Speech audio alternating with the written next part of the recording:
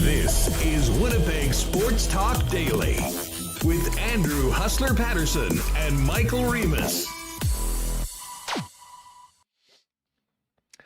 Hey, what's going on, everybody? Welcome to Winnipeg Sports Talk Daily. Great to have you with us on the podcast, as well as those of you joining us live on our YouTube channel. Got a big show today. Lots to get to. The Avalanche are on their way to the Stanley Cup Final, and another head coach finds himself out of work yesterday. Bruce Cassidy, the Boston Bruins, given the pink slip. Another interesting name on the head coaching market. We've got a lot to get to today. Scott Billeck from the Winnipeg Sun's going to jump on with us. First off, we'll get some NHL talk in there, get Scott's thoughts on the upcoming Bomber season, as well as Bruce Cassidy, and of course Kyle Connor's Lady Byng trophy, which was announced yesterday night. Mike McIntyre of the Winnipeg Free Press has been following Aaron Cockrell, was just in Germany last week. Now he's back in Southern Ontario as Manitoba's Aaron Cockrell makes his PGA Tour debut at the RBC Canadian Open this weekend. We'll hit on that, as well as some of the other pertinent hockey stories around the Winnipeg Jets and the National Hockey League with Mike. We will also be teeing up CFL season, which begins on Thursday, with John Hodge of 3 Down Nation and a very special guest a little later on in the program, the Lady Byng trophy winner himself, KFC Kyle freaking Connor of the Winnipeg Jets. 47 goals and only 4 penalty minutes will be our guest live a little bit later on Winnipeg Sports Talk. Hey, just before we bring in Michael Remis, I do want to thank all the sponsors that make this show happen each and every day, including Vita Health Fresh Market, F Apparel, Aikens Lake Wilderness Lodge, Wallace & Wallace, Culligan Water, Manitoba Battery, Royal Sports, Breezy Bend Country Club, Not Auto Corp, Little Brown Jug, Princess Auto, Boston Pizza, the Nick and Nicky DQ Group, Canadian Club Whiskey, Coolbet Canada, and Assiniboia Downs. Heading out to the track tonight for the first time this year. Cannot wait to see the ponies live out at ASD. Let's get after it. Michael Remis joins me now. Remo, another beautiful day outside right now, and we've got one of the 2 finalists set for the Stanley Cup Final, and of course a big award for the Winnipeg Jets. Lots to chop up today on WST. What's up? Yeah, hey, I'm fired up here. As you said, beautiful day outside. We finally have put the Oilers out of their misery. They're done. Congratulations to the Avalanche. And yeah, we had our major award winner for the Jets, Kyle Connor, winning the Lady Byng, and he's going to join us. We had Hellebuck, the Vezina, a couple years ago, Connor, the Lady Byng. Exciting stuff. And coach firing yesterday. Everyone's trying to figure out Bruce Cassidy. A lot of WTFs I saw on Twitter. So we do have some stuff. Count me in on that. Just quickly on Kyle Connor. I mean, what a season that he had. 47 goals and incredibly just 4 penalty minutes. A penalty on Matt Barzal, and got the stick in on Connor McDavid, and that was it. And of course, he played so much. I mean, led the Winnipeg Jets forwards in ice time throughout the year, and joins. Remember, this is a pretty impressive list because often, the Lady Byng Trophy is one of those awards that people sort of overlook. But if I told you that you were on a list with Pavel Datsyuk, who won it 4 times, Marty St. Louis won it 3 times, Ryan O'Reilly, Andrzej Kopitar, Johnny Gaudreau, Alexander Barkov, Nathan McKinnon, Jacob Slavin. That is pretty damn good company that Kyle Connor finds himself in. Oh, yeah, this is awesome. And that's the one thing. I was just at the Hockey Hall of Fame a couple months ago, and I did get a chance to go look at the trophies, and it is pretty cool, seeing the names. And yeah, having a Winnipeg Jet on this trophy. There's Joe Sakic. We saw him, Wayne Gretzky, Ron Francis, Alex McGillney, Brad Richards. Some big Hall of Fame names Your Paul Correa, multiple-time winner, Pierre Turgeon, Brett Hull, I mean, Mike Bossy, some Yari Curry, big names. So very cool to see Kyle Connor on the list, most gentlemanly player. And, thanks for Kyle for coming on later and hopping on with us.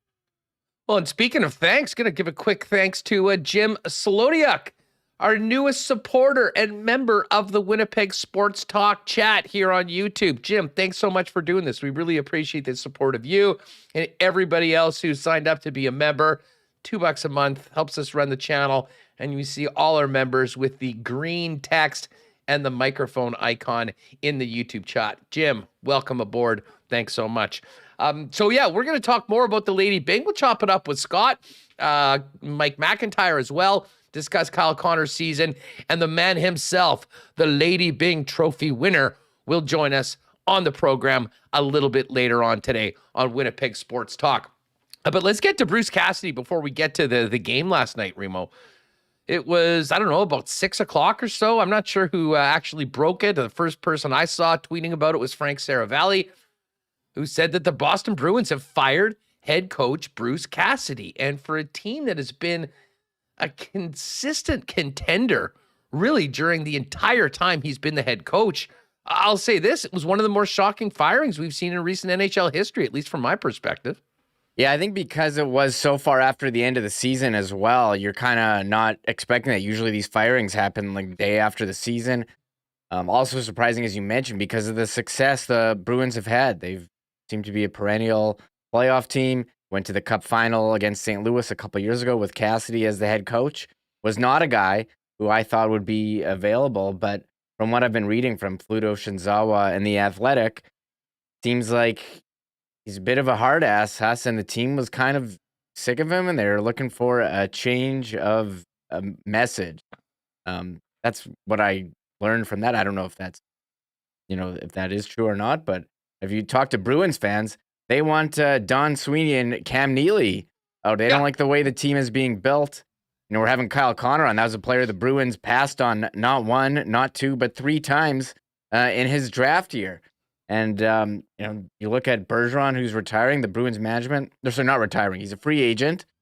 And maybe the Bruins are looking to turn a page and bring in a coach. And again, I was reading Canada. It seems like they want to go in a younger direction, not a coach like Barry Trotz or John Tortorella, who've been around the league a couple times now. So I'm kind of puzzled with what the Bruins are doing here. Well, and I guess we'll find out. Don Sweeney did speak today, and our buddy Hags, Joe Haggerty, has been all over it. First of all, suggesting that former Providence Bruins and Kraken assistant Jay Leach could be a Cassidy replacement, and also mentions Providence's Nate Lehman, who is getting a lot of consideration for the Providence Bruins job when it was open after Leach left. Couple other things. Don Sweeney, GM, on what necessitated the coaching change, the message, how it was being delivered, and sometimes how it was ultimately being received for players both young and old. So, he basically says that this was on him. What's interesting here, and, Cassidy seems like a pretty tough SOB. Don Sweeney on how Bruce Cassidy handled the news. Not well. And Joe Haggerty says, I can't say I blame him. I wouldn't have handled it very well either, as I've got to imagine he was running under the premise at this point he was going to return for next season. So, yeah, the timing of everything is quite interesting. And the fact that, a guy that has been very, very successful through his time behind the bench in Boston is now on the open market. Now, I've seen a lot of people say, oh, this is another great candidate for the Winnipeg Jets. Sure. I will agree with you on that. I will say that I think there's some unique connections to Barry Trotz that makes Winnipeg, I think, more in his consideration. I'm not sure whether that would be the case for Cassidy, but I'll say this, Remis, I think it would be just due diligence for every team right now that's looking for a head coach to probably pick up the horn and contact Cassidy's agent and at least have that conversation. Because from the sounds of what we're hearing out of Boston, this caught him off guard. He's not very pleased about it, and certainly feels like he's got a lot more to give on a bench of a National Hockey League team. Yeah, just going back to Cam Neely and Don Sweeney, it seemed like they weren't a fan of his tactics for producing offense and approach to optimizing player performance, and with a focus on younger players, and that's from Neely and Don Sweeney towards the end of the season. If you're looking for Bruce Cassidy, I think he could be a coach who could put in some structure, who's solid defensively, and has had a successful power play. So I agree. If you're a team and you've got a coach opening, I think he would be a guy you'd want to call. And I agree. If you're the Jets, he doesn't have did he play for the Moose for a season in the 1990s IHL? Do we know that? No. However, yeah. Does he have a connection we can lean on? Well, he would have coached against them with the Grand Rapids Griffins when he was there. Probably would have had some time there. Of course, he had the full year in Washington. Got fired the next year. Was an assistant. Then went to Kingston in the OHL. Then went to Providence for 3 years as an assistant. Yeah. Then was the head coach in Providence for 5 years, and then took over from Claude Julien. The numbers that he's put up, I mean, the bottom line is this is a results business, and it's about winning hockey games and doing well in the postseason. And no, they didn't win a Stanley Cup. They did make it to the finals, though. But, man, 17-18, 50 wins, 20 losses, and 12 in OT, 49 wins in 82 games the next year, 44 wins in the 70-game shortened season, 33, 16, and 7 in the 56-game schedule, and then another 51 wins this year in 82 games. I mean, he's been consistent. That team has been consistent, and that, I think, is why this just caught so many people off guard. All that being said, the Boston job, I think, will be attractive to many individuals on the market, and certainly the name Bruce Cassidy will be, I think, an attractive name for many teams to inquire about, and it'll be really interesting to see where he ends up. Would the Jets be interested? I mean, I'd imagine they would certainly, as I mentioned, reach out, maybe have that conversation. But I don't think it changes for a second that they are still entirely focused on trying to get Barry Trotz back to Manitoba and coaching the Winnipeg Jets next season. Yeah, as we said on Friday, Elliott's report, very, very interested in Barry Trotz. He seems to be the guy they are focusing in on, and they have interviewed some other guys, like we mentioned yesterday, as per Elliott's report, Scott Arniel being one of them. So yet another name available, a lot of pretty quality coaching candidates and some big name jobs. I mean, if you're a coach of Boston, huge sports city, original six team, I mean, Flyers as well, a historic franchise. So I'm curious how this is going to shake out, and we might have to wait, till the end of the Stanley Cup Final. That they like to tell teams to wait on the announcements, but I'm sure if there's something done. I mean, remember last year Frank just tweeted out the whole expansion draft before it happens. So they somehow know what's going to happen. So we'll wait and see on all that. We'll touch on this with Billeck and with Mike McIntyre a little bit later on when we discuss more on the Jets off season and the coaching search right now. But let's get to the ice last night, Remo. The Oilers are done. Swept twice in a year. Once by the Winnipeg Jets last season in the first round, and now by the Colorado Avalanche. All that being said, though, I think Oilers players or the organization, fans, have to be pretty pleased by what they were able to accomplish, and that was getting to the conference finals. And of course, maybe most importantly, getting bragging rights for a long, long time after winning that Battle of Alberta, especially in the fashion that they did after getting humiliated in the first game and then rattling off 4 wins in a row. That being said, to me, this series was, I think the Oilers had a chance to maybe, extend it earlier on. But there was a few big turning points, in particularly the Makar goal that was so controversial early in the series that was ruled onside, and then the Avalanche scored on that power play afterwards. To me, the Edmonton never really came back from that. And maybe the biggest factor, I know there's a lot of people in Edmonton bitching about the refereeing. Look no further than the guy in net. Mike Smith just simply wasn't good enough. It was amazing they were able to beat Calgary, giving up at least one bad goal a game, and it haunted them again throughout this series. And with a 3-1 lead going into the third period, Mike Smith just could not make a save when they needed it. Gave up 4 in the third period, and then, of course, the winner in OT. And now the Avalanche have probably about a week off to wait and chill and watch the Lightning and the Rangers beat the hell out of each other before the Stanley Cup Final. Yeah, I was watching that third period thinking, oh man, they're going to do it. They're going to extend the series. Leon Draisaitl on one leg or badly injured body. We'll wait and hear what his damage report is. Connor McDavid carrying this team. I thought, they had a chance with the way he was playing, but I think Colorado's defense and depth, elite scoring, too much for Edmonton. I mean, pretty exciting series. Even if it was a sweep, you had that crazy game one and that third period last night as well. 6 goals in the third period. Avalanche 4, Edmonton 2. And Mike Smith, turning the puck over again, giving up a soft one. And then Colorado gets a power play late to tie it up. I thought that penalty was a questionable one in the third period. Derek Ryan holding on Rantanen. It looked like two guys just battling to me, but Colorado was too good. And I mean, we're talking all about Cale Makar, what a historic season he is, and full credit to the Oilers. I can't believe they beat Edmonton. Connor McDavid played out of his mind. Beat Calgary, you mean? And Draisaitl. Yeah, sorry, I can't believe Edmonton beat Calgary. Did not think they would get here, so credit to them. But I think it's disappointing that they looked at Mike Smith as the goalie at the trade deadline and did nothing to upgrade when there were goalies available. They didn't want to trade a first-round pick. And I guess at that point, if you don't really think that you're truly contending, although I don't know how you could think that when you've got Connor McDavid and Leon Draisaitl on your squad. But that was a price that Ken Holland didn't want to pay. Big and this goes down. all the way back to last year. I mean, Darcy Kemper was available. The Avalanche ended up stepping up and paying the price of a first-round pick to get him. But surprisingly, it was Pavel Francouz that came in and really sort of starred after Kemper left it. But back to Smith for a minute, and you just nailed it, Reem. At 4-2 in the third period, like Mike Smith just cannot help himself. He's the author of his own demise. So many of the problems are self-inflicted.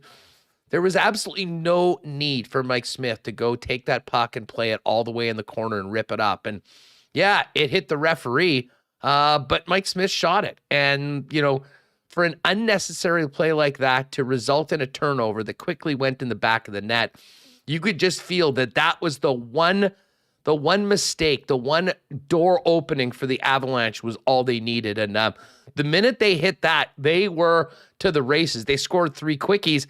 And then, of course, to the Oilers' credit, they've tied it up late in the game with Zach Kassian on the ice, David and Draisaitl of all people. But it wasn't to be. The OT winner, and the Oilers are done after.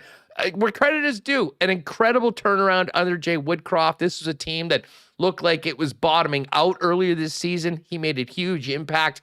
They won the first series, and then obviously the win over Calgary, which is what the fans will be remembering for a long time.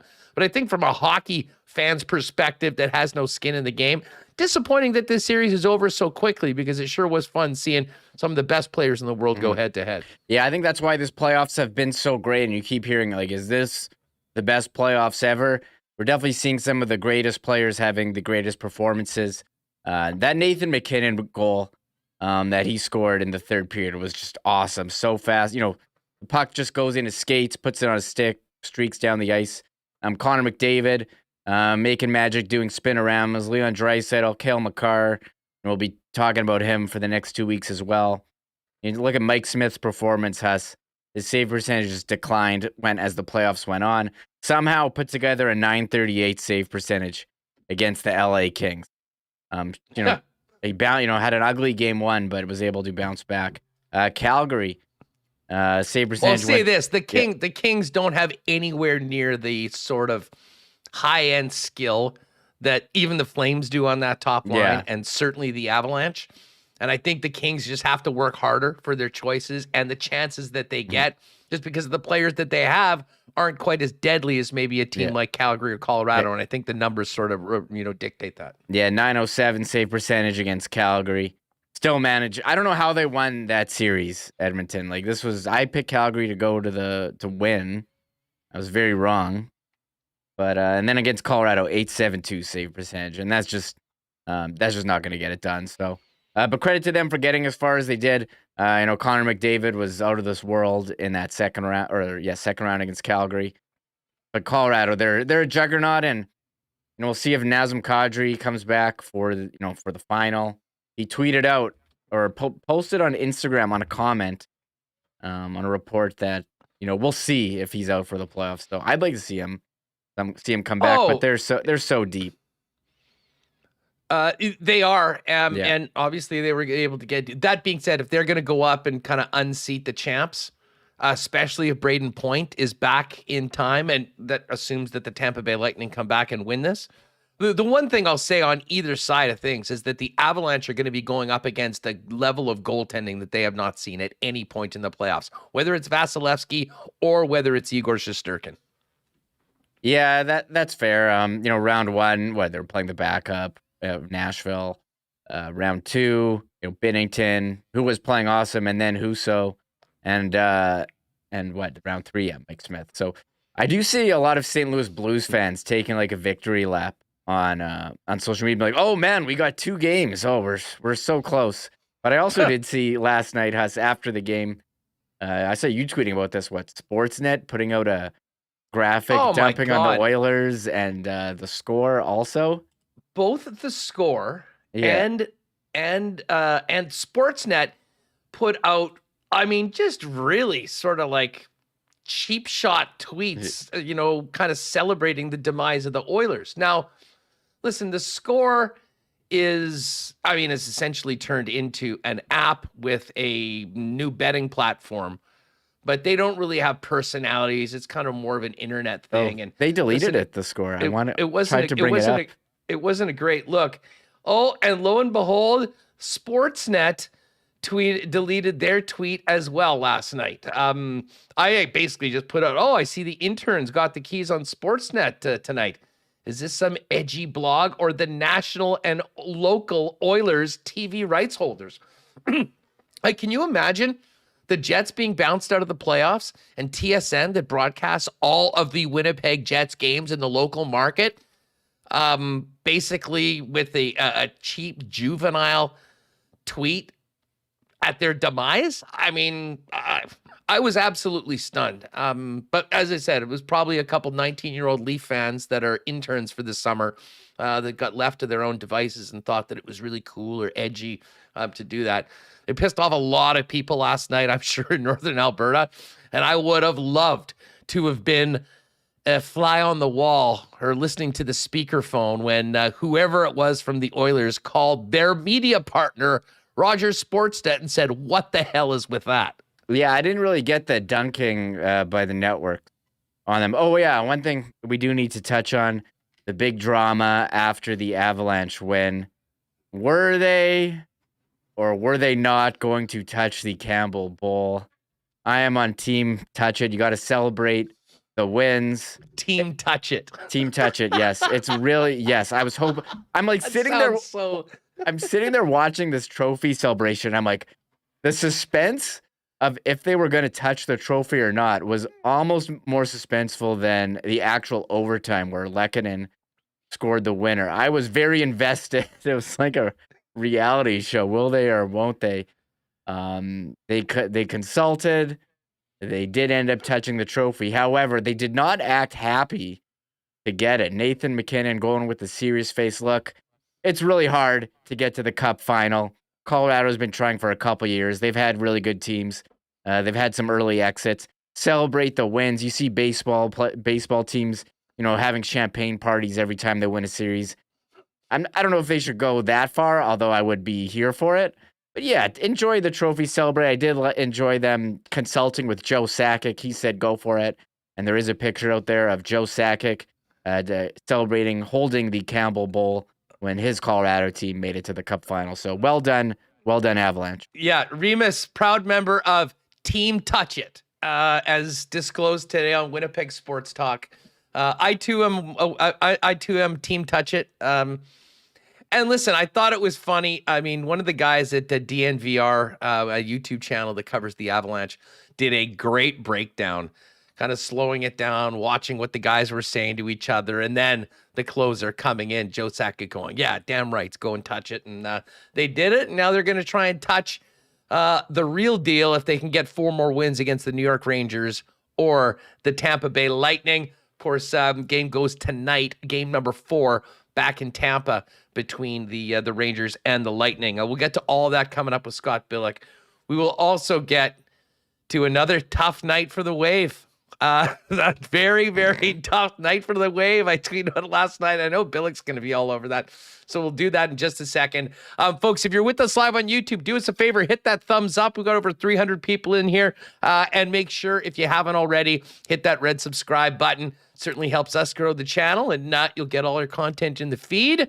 Obviously, it's completely free, but hit that red subscribe button on YouTube and give us a little thumbs up as well to help us spread the channel. Scott Billeck coming up, and we will have Kyle Connor on the program a little bit later on after Mike McIntyre joins us. So a little bit less than an hour or so, we'll expect Kyle Connor here on Winnipeg Sports Talk today. Hey, our friends at Vita Health Fresh Market continue to provide the best prices in town on the greatest selection of natural and organic supplements, beauty products, and groceries. Not to mention delicious lunch options like Vitamarket, salads, soups, sandwiches, and more. And amazingly healthy and lean barbecue options, including lean bison steaks or chicken. Hey, and if you can't make it to the store, you can visit Vita Health's brand new fully shoppable website to buy online or schedule a delivery with Instacart. Vita Health Fresh Market, 7 Winnipeg locations now, including the newest store in Linden Ridge. And check them out online at myvita.ca.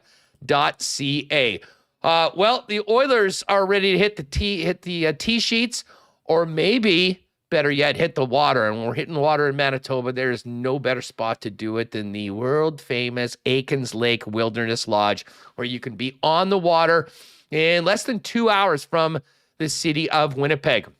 Now, there is limited availability for the rest of this year, as this will be Aikens' busiest season ever. We're going to be out there in August. Cannot wait to do it. And hopefully we'll have great pictures of some monsters being pulled out of the lake and then, of course, put back in.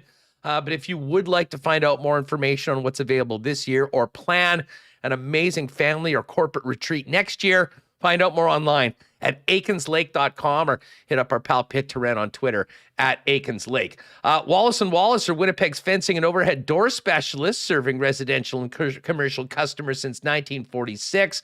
If you need the property and security of a new fence, or if winter's done a number on your old one, they've got you covered with vinyl, ornamental, welded wire, chain link, or wood fences.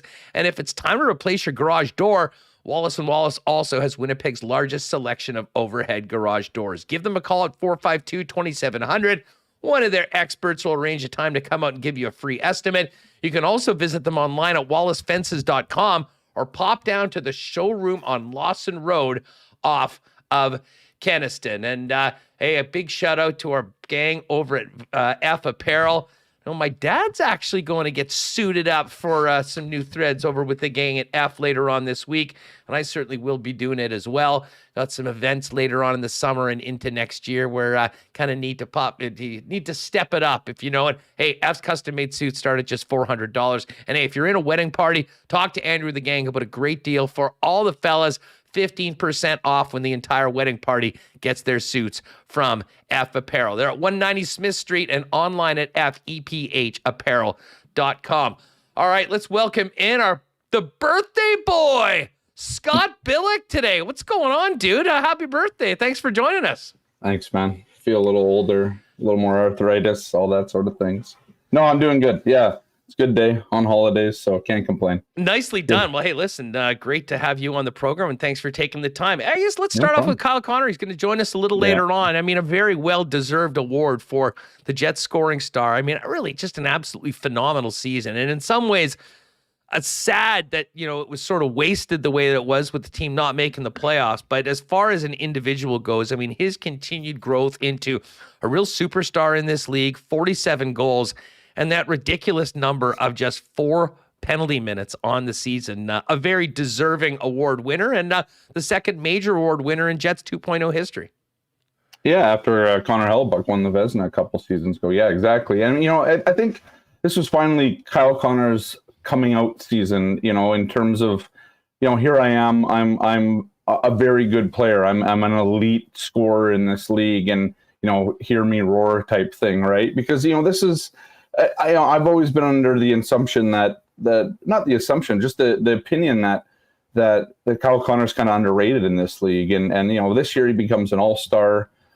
This year he scores 47 goals. I mean, nearly hits the 50 mark. And, you know, I think he would have if he didn't miss those those 3 games, and then he obviously wins the Lady Byng, and the Lady Byng gets your name everywhere. I mean, you see it. I mean, the All-Star game is one thing, but now you got a major piece of hardware, and you did it in a way that, it's interesting to me that Kyle Connor, and he said it last night when he spoke with the media. He's like, I like to use my positioning and my stick, to play defense and that sort of thing. And I always find that, the more that you use your stick to try and check players, the more likelihood that you're just going to get a stick in there and trip a guy or slash a guy or whatever it is. And Connor played 79 games this year, was, I believe, 4th or 5th in total minutes among forwards across the league, and still managed to take just 2 penalties all season long. And one, when you only have 2, it's pretty easy to go look back at where they are.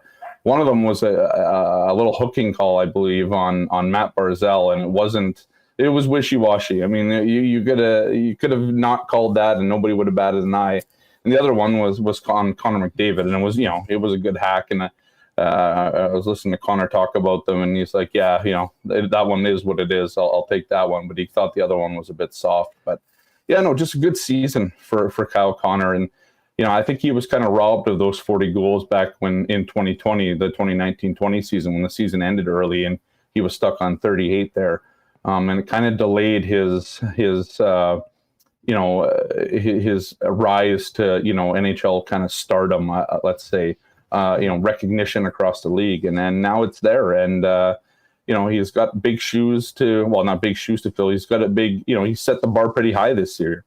And, next year it's going to be, can this guy hit 50? I mean, where can he go from there? But he continues to get better. I know a lot of people rag on his defensive play. I thought his defensive play got better this season. I know that the analytics might not show that, but I watched every game this season. I was at most of them. I thought his defensive play was better, and he was playing PK. He was one of the reasons why the PK got better over the year when they started to play him more there. And one of the reasons why it became dangerous too. One of the reasons why the PK started to be kind of this, they had the chance to be an offensive force at times and that sort of thing. So I like that he's finally sort of getting that recognition, but he's doing it in a way that his game is getting better too. And it'd be interesting to see. I mean, he's only 25, I believe. And he's just, where's the ceiling for Kyle Connor? That's what I'm interested in. Listening to him talk about trying to be Pavel Datsyuk and that sort of thing, emulating his game after him. You don't hear a lot of guys saying that they want to be Pavel Datsyuk, even though Pavel Datsyuk was an incredible player.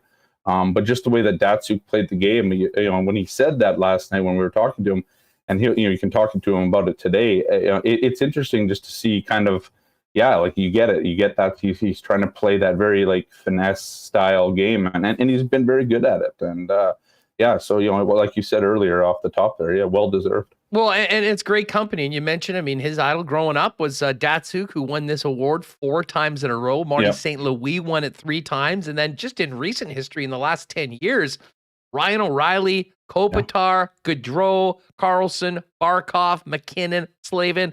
That's a pretty impressive company. And you mentioned it. Remis always says, I don't think we can say he's underrated anymore. I think this season that he's had, the breakout 47 goals, the All-Star, the Lady Byng Award, people have paid attention to Kyle Connor, and he's now getting some of the recognition that he deserves. And that's what happens when you score 47. Yeah, exactly. Right. I mean, that's exactly it. It's hard to say anything more about it. I've kind of beaten this drum in the paper for a long time, thinking that, Kyle Connor deserves a little bit more recognition, and he's finally getting it. And it's good to see, because, here's a guy that's come up, the team drafted him, he comes out of college, he's played here, he signed long-term here. There was no fuss about signing long-term here. Otherwise, he missed training camp the 1 year, but, that happens all the time with a lot of guys.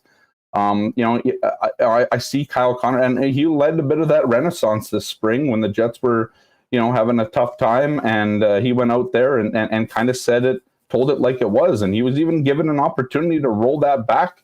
I remember Mike McIntyre, you have on here in a little bit, basically put it on a tee for Kyle Connor to walk back some of his comments, and he didn't. And Kyle Connor's turned into more than just a solid scoring winger in this. He's turned into a leader in this team, and he's turned into a player that maybe graduated from the Mark Scheifele and Blake Wheeler days when they were putting up, when Wheeler was putting up 91-point seasons, and turned into a guy that meshed perfectly this season, I thought, with Pierre-Luc Dubois.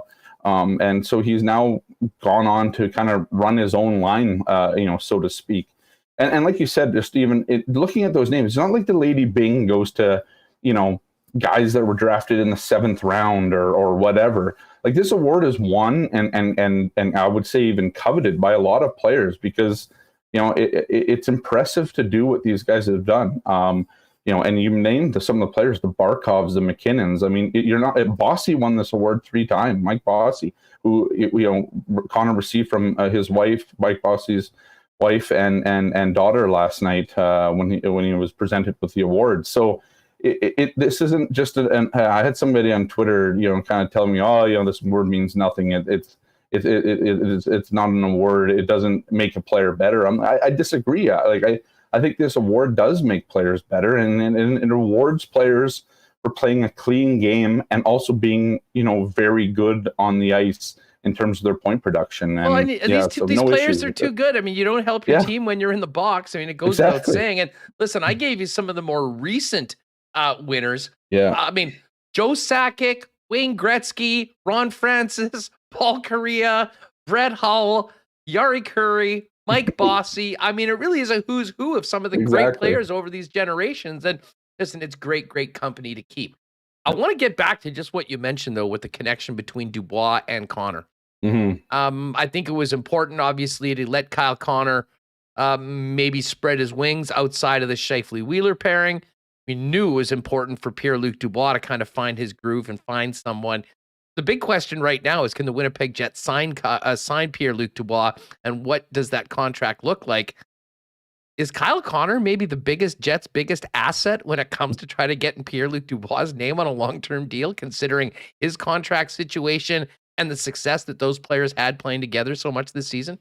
Well, yeah. I mean, if you think about, if I'm Pierre-Luc Dubois, I'm going to sign a 6-year deal here, a 5-year deal, whatever. You're going to play with Kyle Connor for almost all of those years. I think Connor has, I want to say 5 years left or 4 years left on his deal coming into next season after that. So that, potentially through your prime years as both players really, and Pierre-Luc Dubois, certainly going through his mid, getting into his late 20s, if he does sign a long-term deal here, is going to play with a guy that he's going to get a lot of points with. It's only gonna, it's good. It's a good way to make money on your next contract. Let's just say that.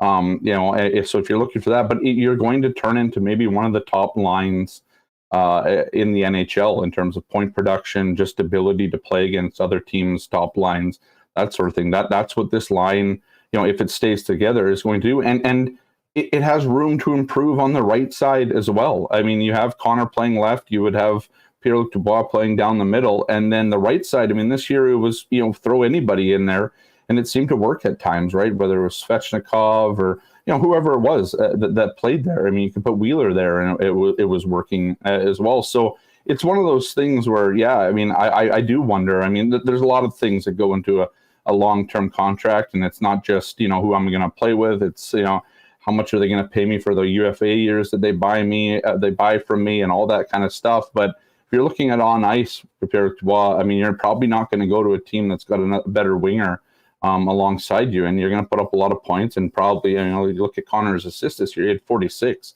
You're probably going to get a lot of goals in return. So, I think you're right. I mean, I think it's one of the biggest assets the Jets have, that they can flaunt in front of Pierre-Luc Dubois. Here's the guy you're going to play, and the rest comes down to term and AAV, and we'll see how that kind of goes forward as we go. I'll be honest. I actually think, and this isn't something we'll probably have time to get in, but I think Dubois and the example he set, especially earlier the year with the way that he would go to the net, I think that actually helped Kyle Connor turn into a more lethal goal scorer as well. I mean, I remember vividly early on in the season when they started playing together, maybe after about a half a dozen games, and Dubois had some goals where he was getting dirty. He was getting it in and around the blue paint.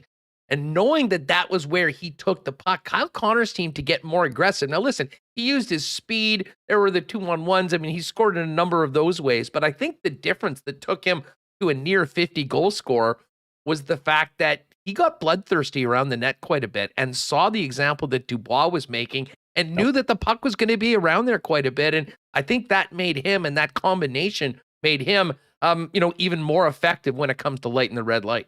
I totally agree. I think Pierre-Luc Dubois changed a lot of opinions on this team about how to play the game at times this season, and a lot of it was just he led by example in terms of they call him the horse, and there was a reason for it.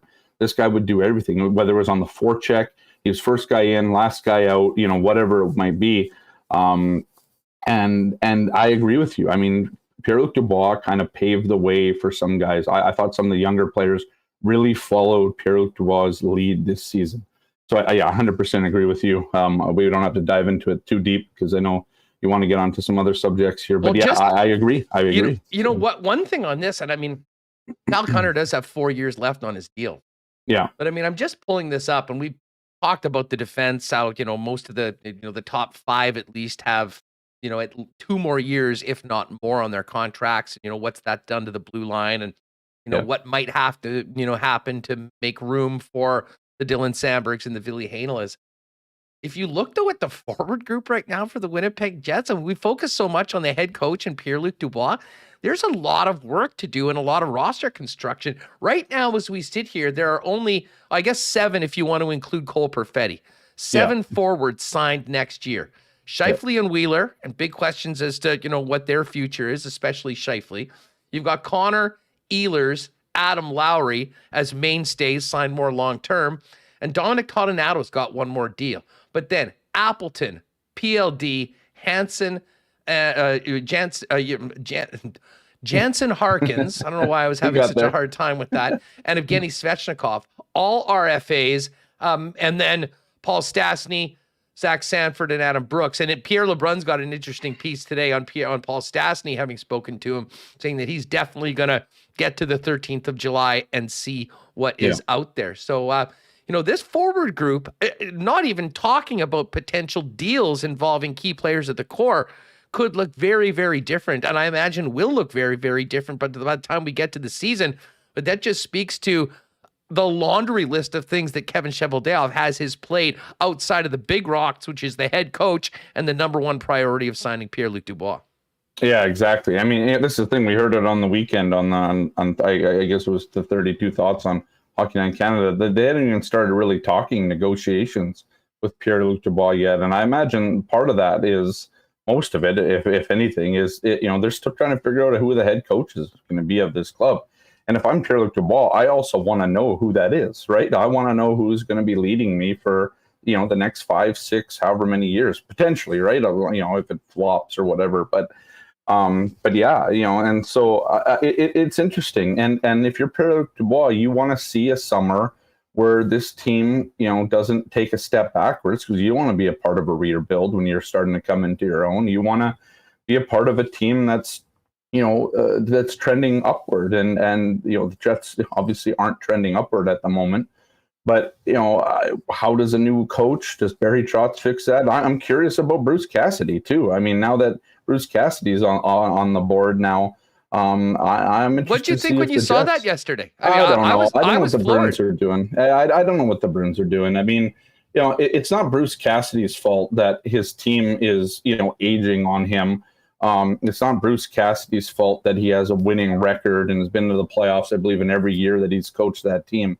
I don't get it. I mean, I think they need to go a new direction. But if it was me, it'd be Don Sweeney that needs to, maybe a change there, not Bruce Cassidy. I think Bruce Cassidy is a well-respected coach who talks to who speaks to his players. I mean, we've seen that more and more now with the Martin St. Louis and the Andrew Burnett's and that. I mean, Bruce Cassidy is a former player, not necessarily an NHLer for a long period of time. I think he played a few games in the NHL, but it wasn't a lot, I don't think. So.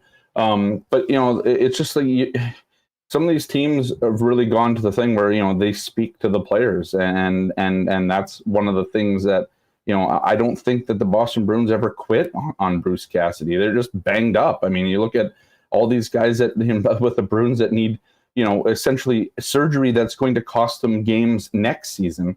And so I wonder if maybe that was just it. It's like, the Bruins are at this point now where a lot of their big stars are aging, and you don't know if Patrice Bergeron, is coming back next season and all that stuff, where it's going to get to. So, but at the same time, I just think that, like the Barry Trotz move, by firing Barry Trotz, it's surprising. I mean, you look at some of the other firings that have happened, not as surprising, but you look at the two now biggest coaches, I believe, on the free agent market, and probably fired before they probably needed to, or even if they ever needed to. I mean, it's weird to cut loose on some of these guys that have been really good.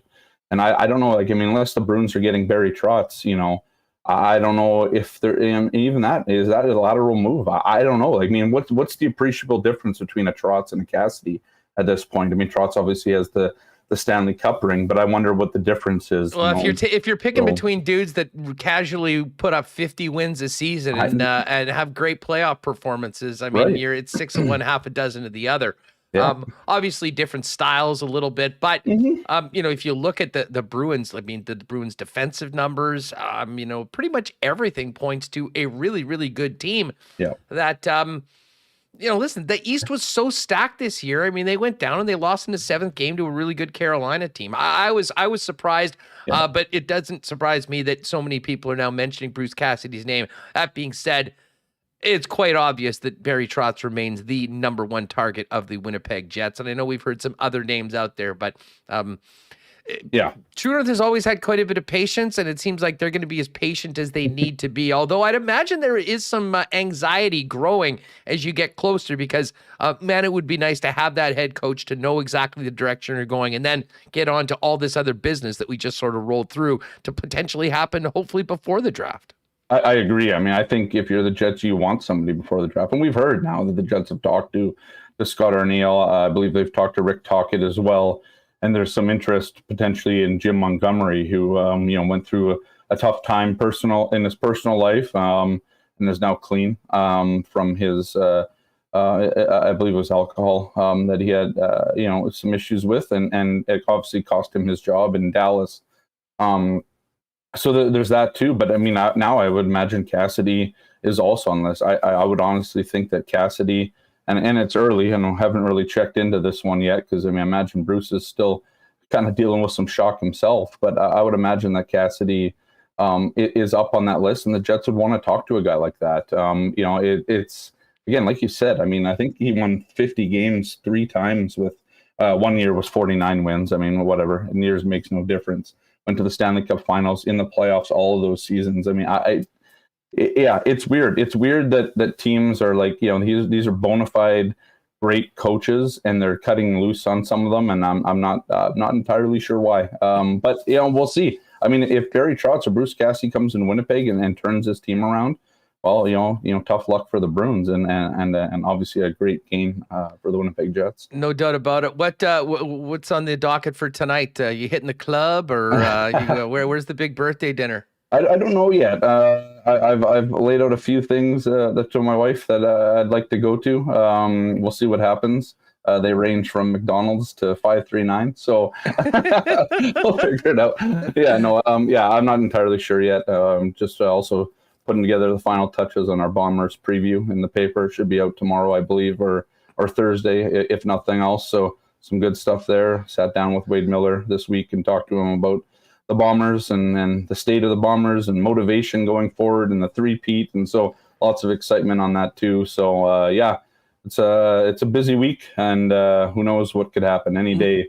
You get a coaching bomb dropped. Well, absolutely. I know you'll be paying attention both to the Blue and Gold, who opened the season on Friday, and everything going on with the Winnipeg Jets over in the pages of the Winnipeg Sun. Scotty, happy birthday. Thanks for doing this, dude. I appreciate it. Yeah, thank you, man. I appreciate stuff. it. Thanks. The birthday boy, Scott Billeck of the Winnipeg Sun with us. Mike McIntyre is going to join us in just a second. I do want to give a big thanks to our friends, Culligan Water, the water experts, family owned, and hydrating the province for over 65 years. Culligan has it all: water softeners, filters, bottled water coolers, whole home systems and drinking water systems, and citywide water delivery services, as well as commercial and industrial water products and solutions. Whether it's for the home, the cottage, or your office, Culligan's got you covered. 1200 Sargent Avenue, 694-5180. And you can hit them up online and check out all their products and services at drinkculligan.com. Man, Donnie and the gang at Manitoba Battery ready for summer. And I know it's been a little taking time to get here, but of course, with their expanded spring hours, so many of our listeners and their customers taking advantage of their expanded hours up until 8 p.m., maybe to get a little bit of work done on some things during the week so they can max out their time away from the office on the weekend. Bottom line is, whatever you need a battery for your summer toys or activities, Manitoba Battery has them, and you'll save time and money as opposed to going to the big box stores. Best prices in town. Shop local. Don't waste your time at Costco or Canadian Tire. Manitoba Battery's got you covered. Check them out online at manitobabattery.com. Give them a call at 783-8787. They'll help you out and get whatever you need ready for a quick and easy pickup. You can always pop down and see them in person at 1026 Logan Avenue. And wow, huge tent sale on the weekend at Royal Sports. Very successful. But if you've ever been to Royal and you know how much inventory they have, you know there'll be some more tent sales coming up. Always keep your eyes open for those on their Instagram page at Royal Sports Pembina. But for whatever you need, you want licensed merchandise from your favorite team, Royal's got it. Looking for a bike? Their expanded bike section is rolling into summer and ready for you. Got the biggest hockey selection, soccer, softball, baseball, fitness, tennis, disc golf, and more. Whatever you want to improve your time outside or look good for you sports fans, Royals got you covered. 750 Pembina Highway. And again, follow them on Insta at Royal Sports Pembina. Let's bring in the world-traveling Mike McIntyre from the Winnipeg Free Press, who joins us back from Germany and Southern Ontario, getting ready for the Canadian Open. Mike, how was your time in Europe? It was fabulous. I think when I joined you last week, though, Huss, I mentioned that I had made it to Germany and my luggage did not. So let me finish that story for you. I ended up spending all 6 days in Germany without any luggage. Come on. No, I'm serious. I didn't have, other than what I wore on the plane, that's all I had on me. I managed to scrape together some of the essentials, toothpaste, toothbrush, razor, shampoo, that kind of stuff. And then after 3 straight days of just washing the outfit that I had on me, it actually became a bit of a running joke down at the golf course where Aaron Cockrell every day would just, he'd wonder if I got my luggage. And then as soon as he saw me wearing the same thing, he had his answer. So then I went on a bit of a shopping spree. I hit up a couple stores in downtown Hamburg at the on the airline's dime, since they lost my luggage. Managed to piece together an outfit.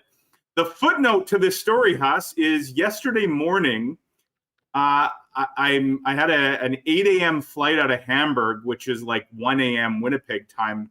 I go to the airport like 3 hours early because I wanted to take one last ditch at maybe finding my luggage. I had this feeling that it had come in and they just hadn't tracked it properly.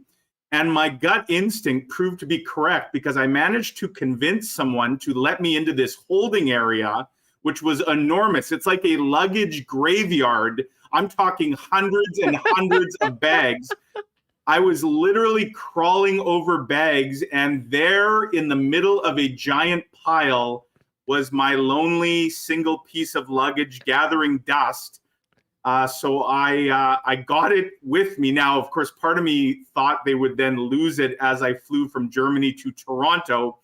I've never been more relieved than standing at the baggage carousel yesterday afternoon, seeing that black American Tourister bag making the rounds. So I now have all my clothes plus an additional set of new outfits courtesy of Eurowings that paid about 300 euros for me to go shopping the other day. We were really hoping that you were going to show up in a bunch of lederhosen after your time in Hamburg, but you did not quite get it. tell us about the time out there following Aaron on the European tour. I mean, obviously we followed the coverage and we followed what he's done. He's had just a phenomenal year. And of course, this week makes his debut in his first PGA Tour event, our national championship, the RBC Canadian Open.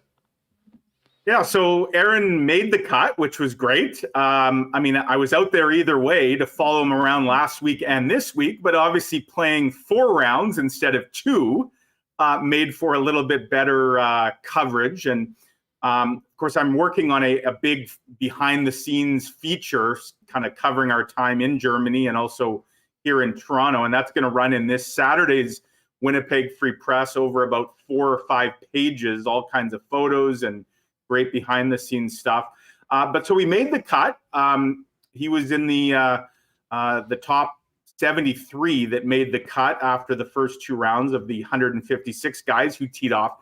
Let me tell you about this golf course, Huss. I've been on a lot of golf courses in my life. I have never, ever seen anything like Green Eagle Golf Course in Hamburg. This thing is an absolute monster. To give you a little idea, they have a 705-yard par 5. 705 yards. They have 2 other par 5s that are just north of 600 yards. They had 3 par 4s playing at 500 yards plus. I'm out. And I'm out on this. Oh, and if that length isn't fun enough for you, Huss, how about the fact that 17 of the 18 holes have water on them? So the European Tour is the second best tour in the world. There were 12 players who didn't even finish their second round. They just quit. They were done. In fact, quite a few of them quit mid-round. They didn't even wait till the end of their first or second rounds. They literally walked off the course. Aaron had a bunch of different playing partners over the first few days. So we started as a threesome on Thursday. One of the guys in our group, a guy from Ireland, he shot 80 on the first day. Aaron shot a really good 70. The guy wasn't back for Friday. He was done. He'd seen enough. Then the guy that was playing with us on Friday now also played Thursday. I saw him twice after missing short putts, just whack his ball into the nearby lake because he was so frustrated.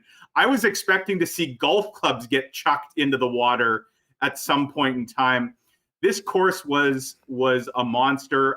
Aaron ended up finishing 70th, so right near the bottom of the guys that made the cut. He had an 80 on Sunday. That was really his only bad round he played. He shot 70, 77, and that was not indicative of his play in round 2. A really good 73 on Saturday. So I finished 70th, made the cut, and as he told me, the hope is that kind of that really tough test out there will get him primed and ready to take on a much tougher field of competition here in Canada, but perhaps a bit of an easier golf course in historic St. George's. No doubt about it. Seeing some great comments. Patrolman Pete, as someone who has rage quit golf before, it's nice to know it happens to the pros too. No doubt. Hey, just quickly before we transition over to the over to some Jet stuff and more of the local scene, how much you're in and around the European Tour for 4 days? How much of the conversations around the golf course were about the Live Golf Tour and what's happening with the Saudis? And because as much as the PGA Tour's lost a few guys, the DP Tour, the European Tour, really stands to lose the most right now. And I imagine there was a lot of nerves in and around that tour, considering what's happening.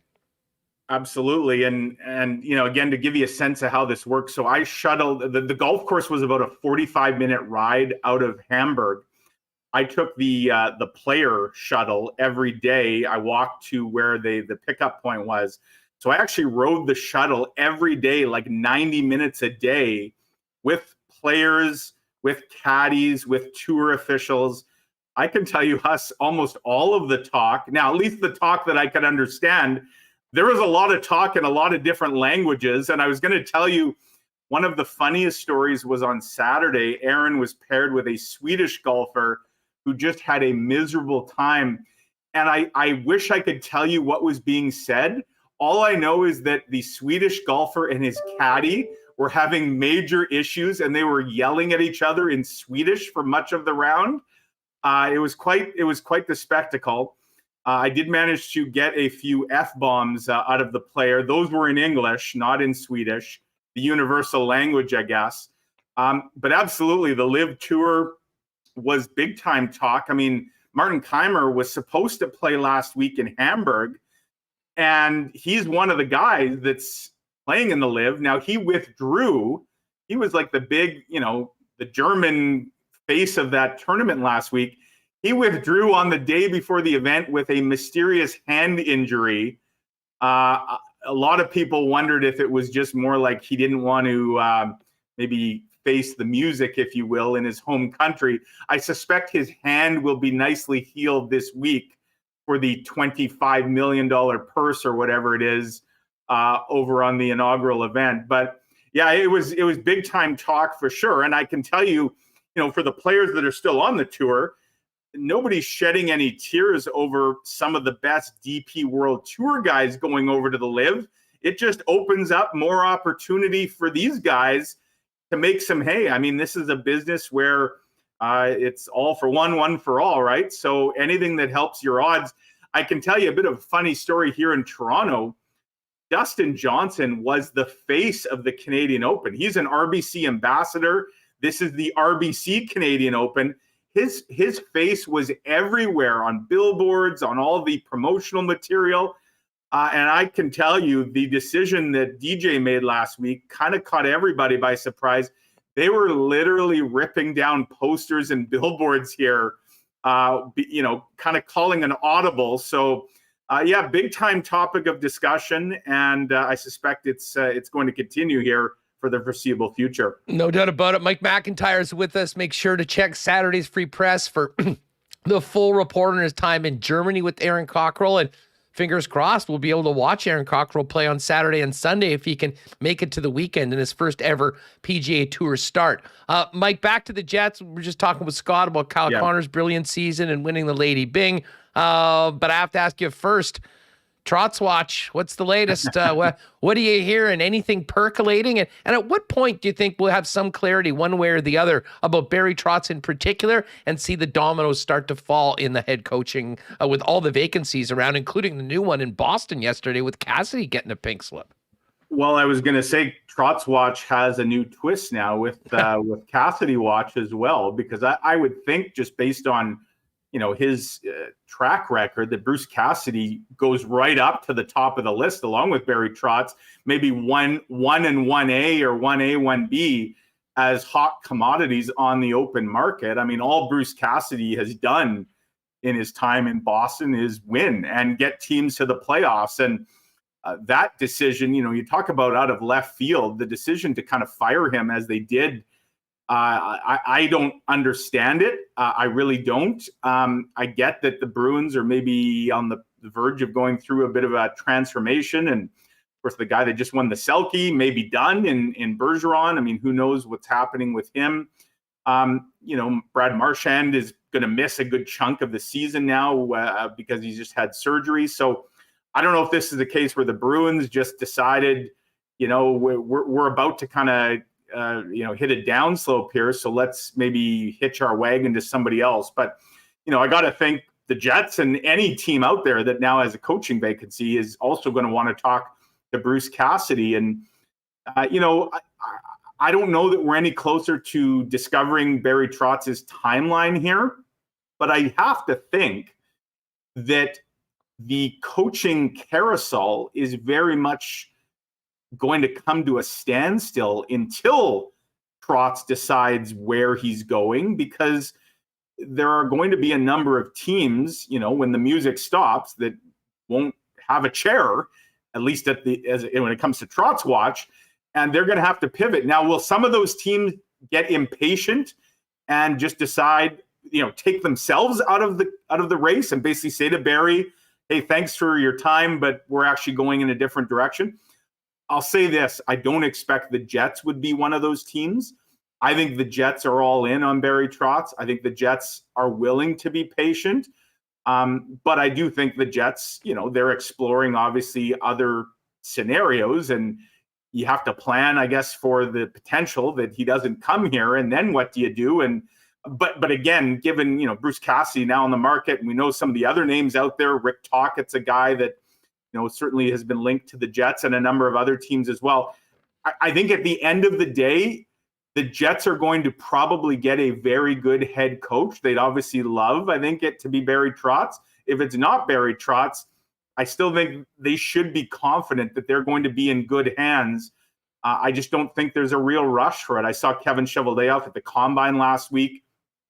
Not surprisingly, talked about, the process and the patience, and that's a True North staple. So I don't expect that to change anytime soon. And I suspect Trotz Watch is going to continue here probably well into the month of June. I think if you're the Jets, you want to get this sorted out, certainly before the draft, certainly before free agency. And I don't know if you saw us, Paul Stastny did an interview, I think it was with Pierre LeBrun, and he talked about how he's going to wait to free agency before he decides on anything with Winnipeg or what else. And I found it interesting that he talked about wanting to see what's happening on the coaching front.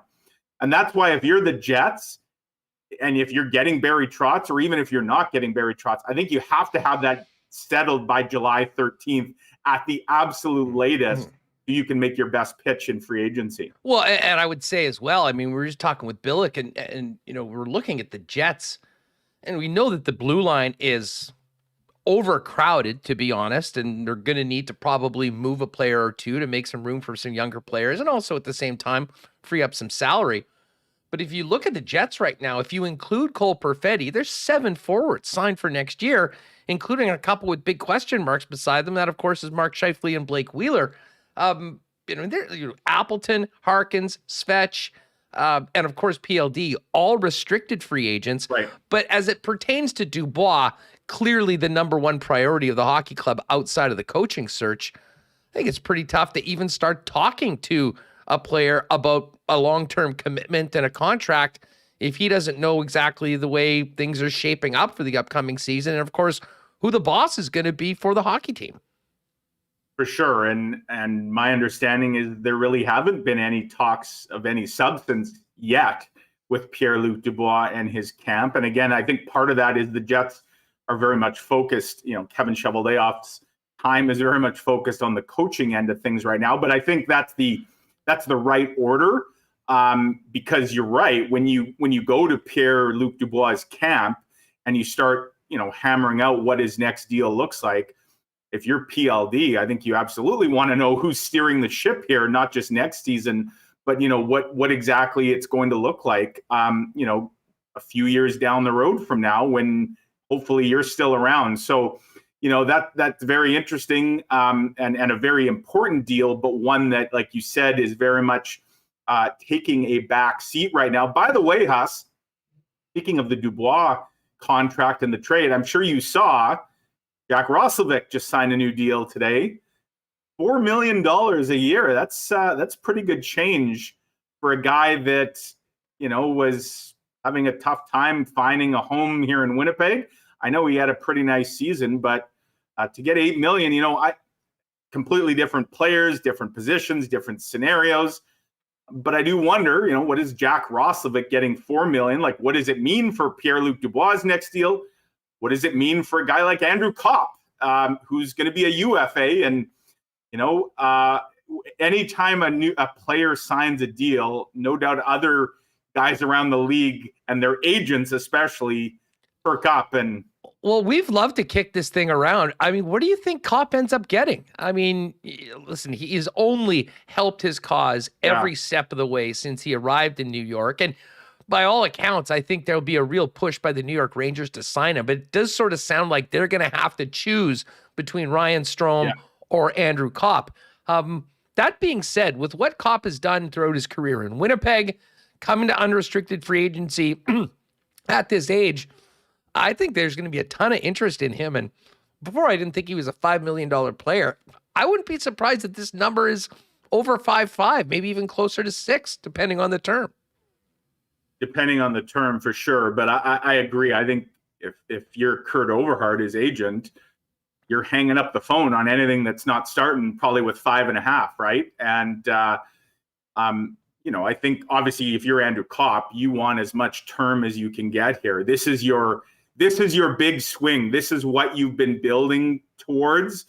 This is the time to kind of pay off on that bet on yourself. And Andrew Kopp kind of doubled down on the bet on himself and continues to double down on it with his performance in these playoffs. And, he's still kind of writing the script here. The Rangers are up 2-1. If he can kind of help carry them all the way to the Stanley Cup Final on the biggest stage of all, like it's only adding to his value for sure. I'm good for him. A lot of players would probably love to be in a position to do what he did. And a lot of players have gone that route only to kind of swing and miss. And he's kind of hitting it out of the park right now. And so, as somebody who got to know Andrew Kopp and all that he did in this city for this team, you love to see it. Good for him. No doubt about it. What do you make of the demise of the Oilers? Did you see much of the game? I know you're in Germany, so it's probably tough to follow it all. It just seemed like Colorado has been working to build up for this moment for a long time, and they were completely ready for it. And listen, a number of the Oilers were as well, especially the top guys. But I'll tell you what, this just goes back. We had all the laughs when they re-signed Mike Smith to a 2-year deal, Mike. And it's almost incredible that they made it as far as he did with him serving up at least one bad goal a game, especially in that Calgary series where they won 4 straight and got out in 5.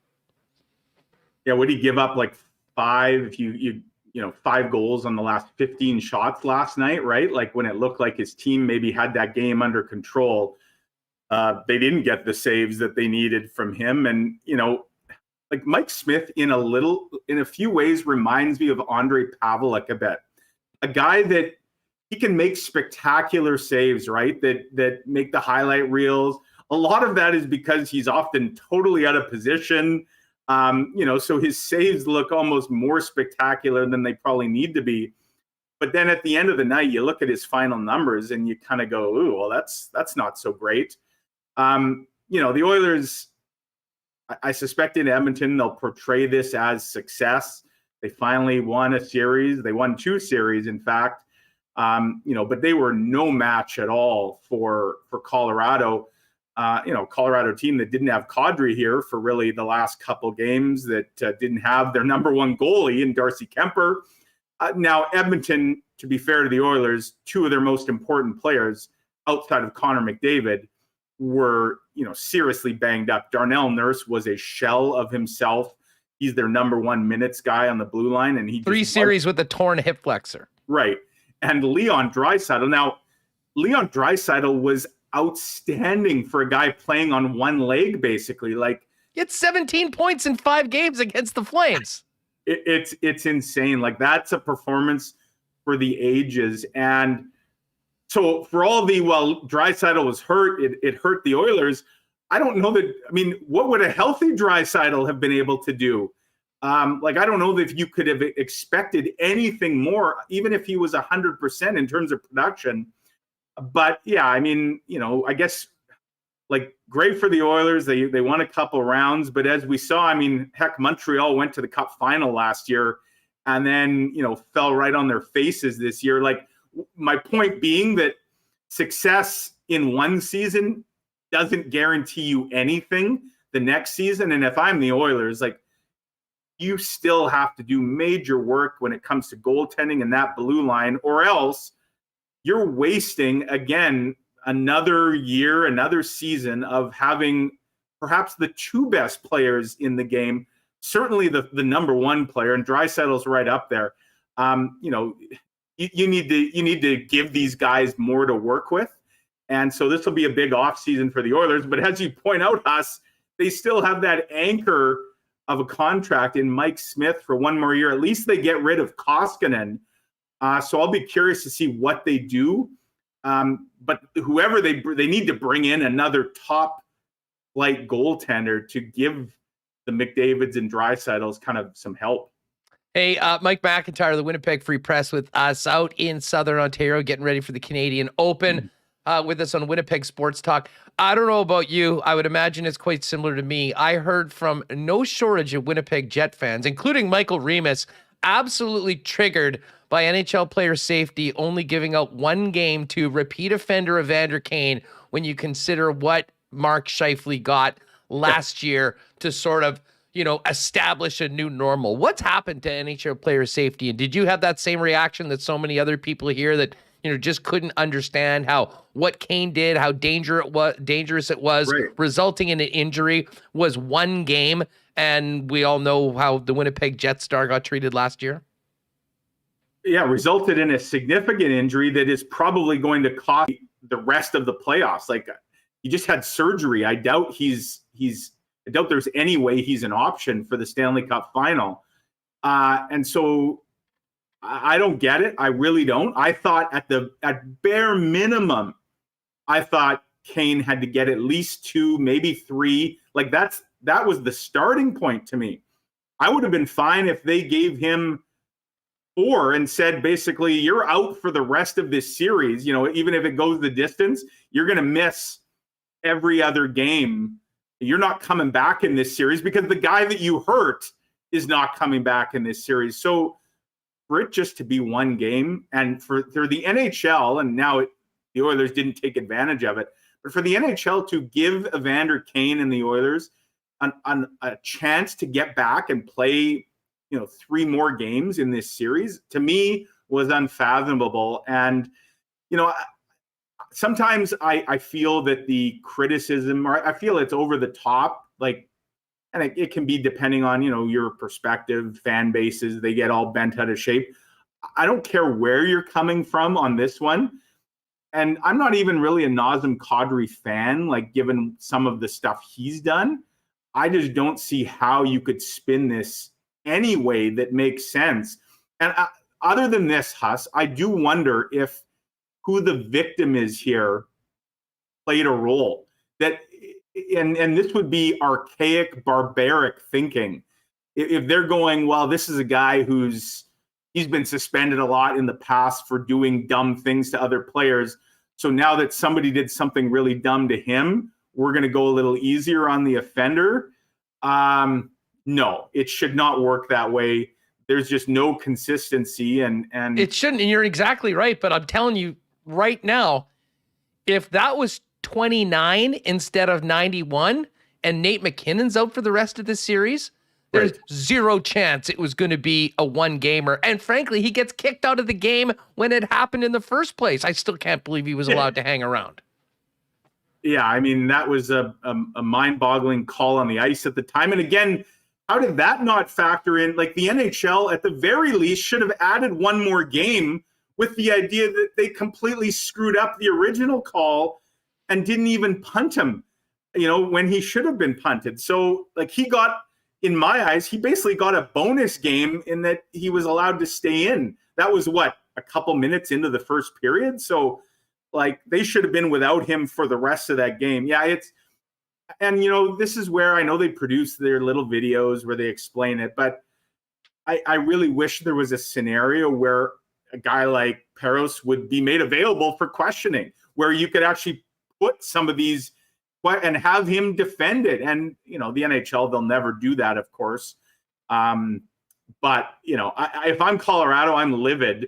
They just lost one of their best players on a just boneheaded, completely unnecessary move. But hey, the Avalanche are pretty deep, so they'll probably be okay. Yeah, you think they're pissed off now. Just imagine if they'd lost that game and, Evander Kane's back in the lineup for game number 5. Mike, great stuff. What's the sched for the next few days for you?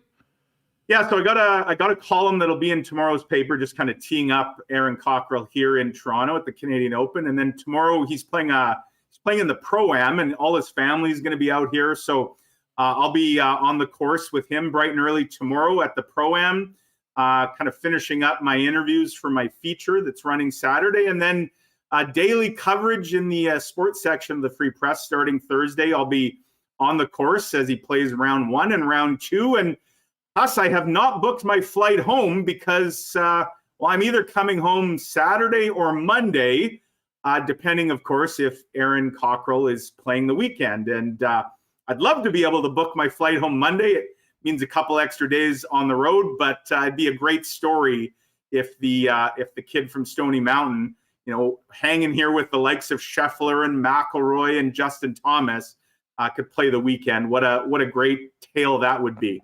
Never mind play the weekend. I got a little sprinkle on him at 300-1 to win in his first PGA Tour event. So let's get the Cinderella story going right now. Wouldn't that be great when you being right there to tell that? We'll see what happens. Mike, thanks so much for doing this. Travel safe. And from the sounds of it, whenever you're leaving Pearson, get there 8 to 10 hours before. It sounds like there's not a lot of good things happening right now. Did you have to sit on the plane for 2 hours before you got off? Well, I did, and not 2 hours. I sat on almost an hour, and then Aaron was on a slightly later flight than me yesterday, and so he texted me and said he was on the runway and said, "Did you get stuck here?" And I was now finally at the hotel. I said, "Yeah, I did," and he ended up getting stuck for about 2.5 hours on the runway yesterday. Yeah, it's mayhem. I saw Ryan. I think it was Ryan Whitney's video. Oh, Whit just basically said, "I now live at Pearson International Airport." He was there for like a full day. Yeah, it was chaotic, no question about it. So not looking forward to that, but hopefully I'm flying home Monday instead of Saturday. No doubt. We'll look forward to all the coverage and especially the big feature in Saturday's Free Press. Thanks for doing this, Mike. You bet. Take care. Great stuff. There's Mike McIntyre from the Winnipeg Free Press. Kyle Connor of the Jets coming up in just a second. Of course, talking a lot of golf with Mike, and we certainly will be following the RBC Canadian Open. And every time we talk golf on Winnipeg Sports Talk, we do it for our friends over at Breezy Bend Country Club. The weather's nice. The course is back open. People are getting out there. And if you're looking for a long-term home for you and your family at one of Winnipeg's top private courses, Breezy Bend's the spot for you. Give Corey Johnson a call over at the course or find out more online at breezybend.ca about their waiting list and making it your playing home for 2023. A big shout out to our friends at Knott Auto Corp. Knott's been so great to us at Winnipeg Sports Talk, been with us since day one. And they've also helped a lot of Winnipeggers get into the car of their dreams at an amazing price. Why not make the move to Knott and head on down to Waverly and McGillivray and see everything they've got on site? And if there's a particular make and vehicle you're looking for, make and model of a vehicle you're looking for, talk to the experts at Knott. They'll source it, find it, get it here for you at the best possible price. Again, Waverly and McGillivray, and find out more online at knott.ca. And a big cheers to our friends over at Little Brown Jug for an incredibly successful Pride Weekend and Pride Parade. Little Brown Jug, of course, the official beer of Pride Winnipeg. You can pick up the queer beer now, along with some other great new offerings from Little Brown Jug for the summer, including their cider, Saison, Hefeweizen, and Folkfest Lager. Grab it at the tap room or try it on their patio. And of course, you can also pick it up at beer stores throughout the city of Winnipeg. You can always find them online as well and order delivery to your home at littlebrownjug.ca. We will talk CFL kickoff coming up 2 days from now on Thursday night between Montreal and Calgary. But we got to talk to the man of the hour, Kyle Connor, 47 goals and only 4 penalty minutes last night. Announced as the 2022 Lady Byng Trophy winner, joining some pretty elite company. And Kyle Connor joins us now on Winnipeg Sports Talk. Kyle, what's going on? How are you? Hey, doing pretty well. Thanks for having me on. Oh, it's a pleasure having you on. And first things first, congratulations on winning the Lady Byng Trophy. 79 games, 47 goals, and only 4 penalty minutes. I was just saying off air, that almost sounds impossible. What would you attribute, the season to, the incredible scoring numbers and the fact that he only went to the penalty box 2 times? Yeah, thank you. It's definitely a little bit of luck. You play that many minutes, that many games, like you said. There's so many little stick infractions. You don't even mean to. It could get caught up in someone's skates, or even a puck over the glass. I mean, you got a little bit more control over that, but. So it's like you said, I only have 2 penalty minutes. Pretty shocking to myself as well, and didn't even know it was kind of up for the award, or had buzz around to talk that I might be a nominee until only a handful of the games left when a lot of our media started talking about it. So it wasn't even in the back of my mind really. Yeah, I was actually going to ask you. I mean, was that ever sort of even on the radar, or I mean, you sort of hear people talking about it, realize, oh yeah, I guess I have only been to the box twice all season long. Yeah, exactly. I think when I was first asked the question, do I remember the penalty minutes? Remember one of them and had to think about the other one, but it came back to me. But it's kind of crazy to think about, like you're saying. What was it? One was a stick on McDavid, and the other one was, what was it, a hook on Matt Barzal? Yeah, that's correct. Just in the island where we were playing, Barzal was alone. I had to try to get my stick in there a little bit, and I would have wanted that call too. I got in his hand, so no complaints on that one. But McDavid one was a little soft. I think it was just in the neutral zone. Give him a little stick tap, but it's what it is. 2 seasons ago, 34 minutes. I mean, it's not like you've spent a ton of time, but obviously it's a big decrease over 2 seasons. With the way the game has been called, was there ever a change in what you've done with your stick or positioning or anything like that to sort of avoid it, or is this just a natural progression of your game? Yeah, no, nothing. I haven't changed my game. Obviously, development in the game and working to get better. But from that standpoint, there's nothing like, hey, I got to take more penalties here. I've taken 34. I just you can't help your team from the box. So not looking to take any penalties, but it doesn't change my game at all. Have you? Just from your standpoint, Al, of course, you're certainly doing a great job of drawing penalties. Obviously, you took a couple. Have you seen at all a change in the way the game has been called over the last couple seasons? As we kind of continue to move forward and try and get more speed in the game and allow players like yourself to have the room to do what you do? Yeah, I know coming into this year, the biggest question was how they changed calling, officiating the game from the regular season to the playoffs. That was obviously a big issue. It's, as players, it pretty much changes the rules, what you can do and get away with from the regular season to playoffs. So watched a little bit. It seems like they've gotten better at that. But honestly, throughout the regular season, there's not much change the past couple of years. They try to implement new rules here and there, but I feel like it always goes back to the same. Kyle Connor, the Winnipeg Jets, Lady Byng trophy winner. And, I have to admit, like, the names on this trophy are pretty incredible. Nathan McKinnon, who, of course, we saw book a ticket to the Stanley Cup last night. Alex Barkov, Johnny Gaudreau, Anze Kopitar, Ryan O'Reilly, Marty St. Louis, Pavel Datsyuk, who I know was a hero of yours growing up. I mean, you're in pretty special company. And, it's one thing to stay out of the box, but the other side of it is you've got to be a very productive player and help your team win hockey games. And you certainly did that in spades this year. Yeah, for sure. Same kind of thing. Like when I knew I was up for nominee, just looked it up and, obviously knew a couple past winners, but took a look at the list and pretty incredible hockey players. It's pretty cool to have my name on the same trophy, forever. And as those guys. And like you said, Datsyuk he won it 4 times in a row there from 06 to 09. And, I always try to model my game after him. And so that's pretty cool. When you were a kid, was he your guy? Like, was he number one? Oh, yeah. I was, Detroit kid, just outside, loved the Red Wings, and, was trying to do everything he did in the backyard rink. Hey, let me ask you, how do you find out? Did you find out that you won when they just do the announcement, or do they hit you up beforehand? How does that work? So I got a call probably a week or 2 ago from Chevy and let me know that I was going to win it. Obviously keep it tight. Wasn't tweeting about it or anything, but just, told the immediate family. And had a couple people over last night and family and friends and, celebrated. Obviously, Kyle, the season for the team didn't go the way you guys wanted, not being in the playoffs. But, for yourself, career highs, 47 goals, 93 points. When you look back from a personal level, what went so well for you? Yeah, I think just consistency throughout the whole year. I don't think I had too many, droughts staying off the score sheet and, trying to compete every single night. It's such a long, grueling season to be able to bring your game, every single night. It's tough at times. And I think it's just a progression of building, stacking these years on top of each other, getting a little smarter, knowing the pro game, just another year, another year older. And, the work I do here in the off season and, just keep striding and, being as competitive as I can. We don't want to be the best player.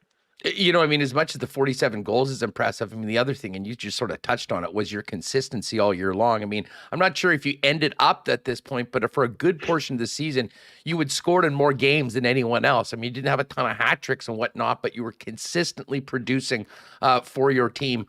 Was that just a result of some of the things that you've talked about? Or, you know, once you get to be a veteran and you understand what it takes to you know, do what you need to do day in and day out, does that sort of help you get to the level that you achieved this year? Yeah, I think so. You know, to be able to bring that game every single night, help your team. You know, we realize that going down the stretch when it's, you know, late, you got 15, 20 games, you realize that you could have picked up a couple points here or there earlier in the season that would have made a big difference. So I think we just I take that mentality every single day and, you know, try to bring it, and, you know, it showed on the ice for sure. Kyle, what'd you do once the season was over? You get, I mean, I know you're probably spending quite a bit of time on the golf course, but any holidays, you get a time away, and have you been paying attention to the playoffs, or you just sort of turn that off for a little while once you're finished yourself? No, yeah, I've been hacking it up on the golf course a little bit. Took a trip down, got some warm weather. We all know the winter in Winnipeg was pretty cold, so it's the worst, the worst ever. But yeah, I've been paying attention, following the guys. Obviously, Copper's out in New York and a couple of Michigan guys, so I've been rooting for them and been watching the games here and there. A pretty great run for the Rangers. And, you know, in some ways, they sort of help you out. I mean, you know, the team, the organization, at least, by getting to the conference finals, the Jets get another first-round pick. But, you know, as someone that was a Michigan guy, a former teammate, got to be cool to see Andrew Kopp having the success that he's having, playing with a guy like Panarin and not doing it under the bright lights in New York City. Oh, yeah, he's having a great postseason. It's kind of been his trajectory, his whole career. He's just gotten better every single year. And, you know, we see it. He plays the big moments, big minutes. So, yeah, I'll be watching those games. Hopefully they can get it done. Did you see much of Edmonton, Colorado? Yeah, a little bit. Watched a bit last night. Yeah, the Avalanche moving on. Going to be a very, very tough team to beat. But then there's the Tampa Bay Lightning. I mean, back-to-back champs. We saw the way that they came back. If someone else is going to be able to take that Stanley Cup, they'll certainly have to earn it, because that's got to be a team that, you know, right from the top to Vasilevsky, there's a reason why they've got 2 rings. Yeah. I mean, like you said, you can't count out the back-to-back champs, so it'll be interesting. I'll be watching the last little bit here for sure. I've got to ask you, I mean, we certainly here on Winnipeg Sports Talk have been talking about the Jets coaching search every day and the big off-season topics. Is that something that's on your radar right now, or will you just expect to get a text message at some point from some of the organization telling you who the new bench boss is? Yeah, I mean, I don't know how much you can really follow it. You know, it's whether I know they're doing the interview process, you know, right now since the season's been over. But it's, you know, not really on my mind. Once they find a guy, you know, I believe in that organization, those guys there to find the right guy to lead us. And, you know, when they do, look forward to meeting them and getting to work. Yeah. And, you know, you talked a lot at the end of the season. I mean, as did a number of your teammates, about, you know, what you didn't like about the year and the fact that it was never too late to build a culture. Going into this season, I mean, how do you feel once you get away for it a little bit and you look ahead to next season? I realize there's a ton of question marks still about, you know, how the team is going to look, who the head coach is going to be. But I'd imagine that despite the disappointment of last year overall, there still is a belief that there's a lot of talent in this room, starting with a guy with the Lady Byng trophy and 47 goals to help this team get back to where you've been in the past. Yeah, I mean, you said it. We got a lot of talent in that room. You know, a lot of great leaders as well. And I think, you know, that core group of us has been together for a couple of years now, know that we got something special there, and it's just finding the right mesh. You know, get a new coach in there and new systems or whatever he's going to bring into the table. And, you know, I think this year, like you said, it's a little bit of a reset. We can look back at it and, you know, realize that, hey, you know, the playoffs aren't going to be, you know, automatic every year. We got to earn it. So, I definitely think there's a championship team in that room. Kyle, going forward, just a lot of golf. At what point do you come back into the city? And tell us a little bit. I'm just interested about your off-season training. You mentioned how things have changed a little bit as you've progressed in your career. You take a big amount of time off. I mean, do you ramp it up? I mean, what's that schedule like for you as far as having fun, but also doing what you need to do to be in tip-top shape when you want to be in time for the season? Yeah, just hanging out here in Michigan. Grew up here, love it here. So come back and Just been out on the lake, playing some golf, relaxing. And I was back in the gym like a week or two ago, and I enjoy working out and just staying in shape. Probably won't hit the ice for a little bit here. But yeah, it's I'm down here in Plymouth. I'm working out in Ethos down there, and they got a great gym. Been there ever since I've been pro. Just continuing to build strength, so that I'm ready to go. And the biggest thing is just injury prevention, right? That's why we work out.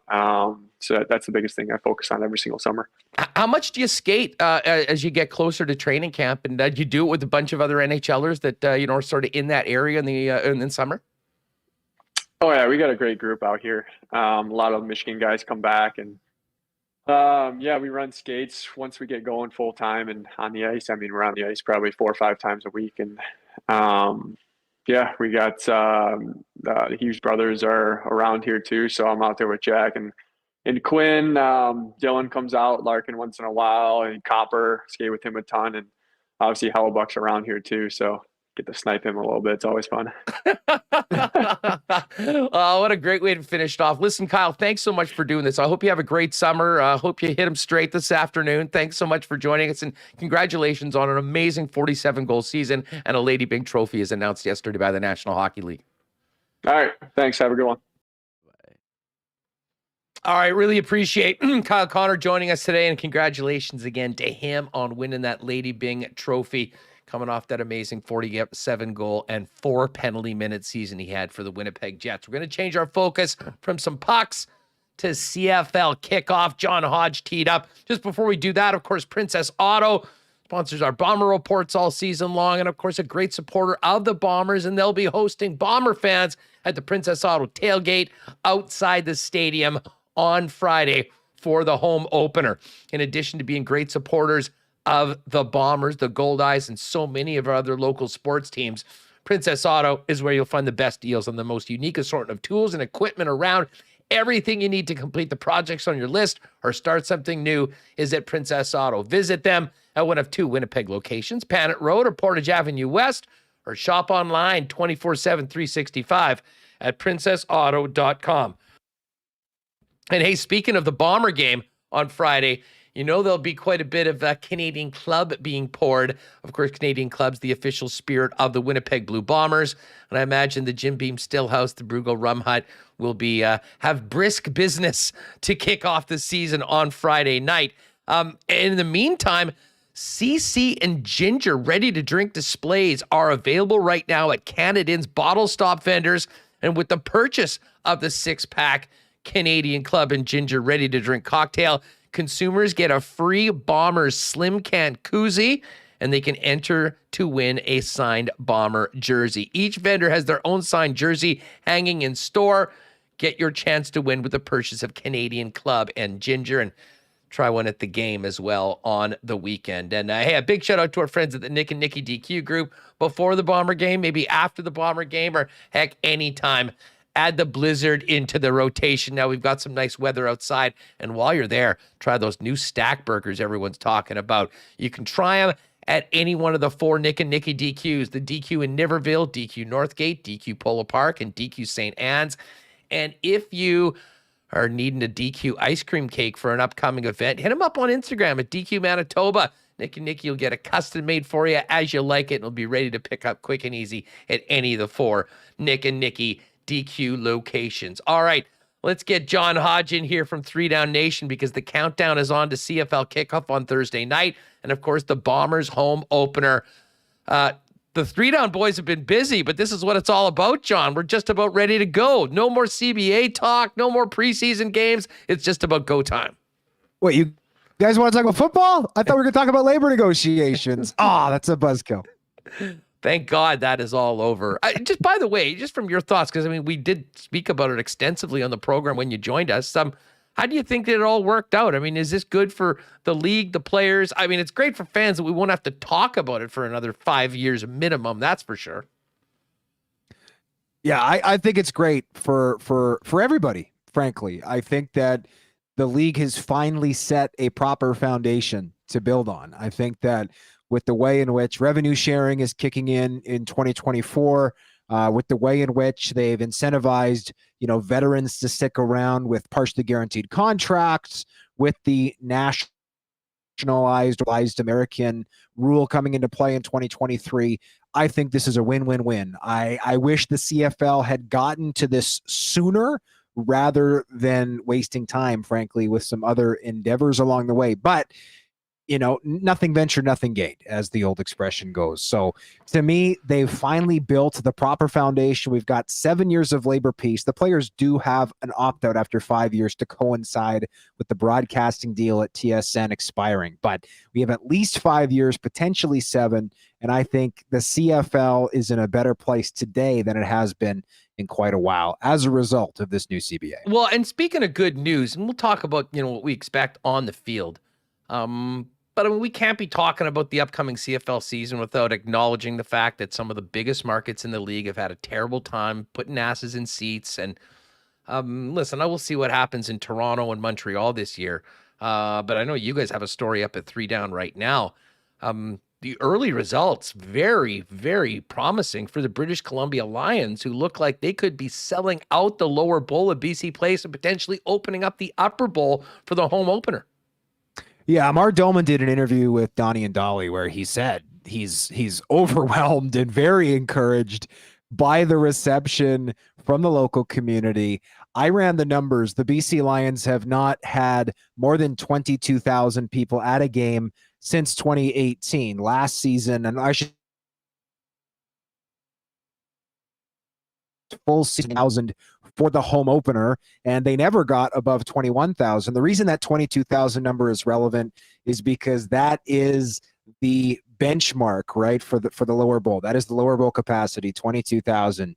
And the fact that they're looking at opening it now, they do also have One Republic playing, which probably has helped ticket sales. One of their hit songs has been featured in Top Gun Maverick, which I think has taken the world by storm in this last week, which certainly helps. But absolutely, right? We've seen times over the last few years where CFL football in Vancouver looked dead, or if not dead, it looked painful. It was a ghost of its former self, right? In 2012, when they won the Grey Cup, or 2011, they won the Grey Cup at home. 2012, they were averaging over 30,000 fans. That's more than the Winnipeg Blue Bombers averaged last year, if memory serves. So they have filled that stadium, or at least packed it in pretty good in recent memory. It's been a long time. In 2019, they averaged just 17,000 and change, which I believe was second lowest in the league, only to Toronto. So I'm encouraged by what's here. We have some positive momentum in BC,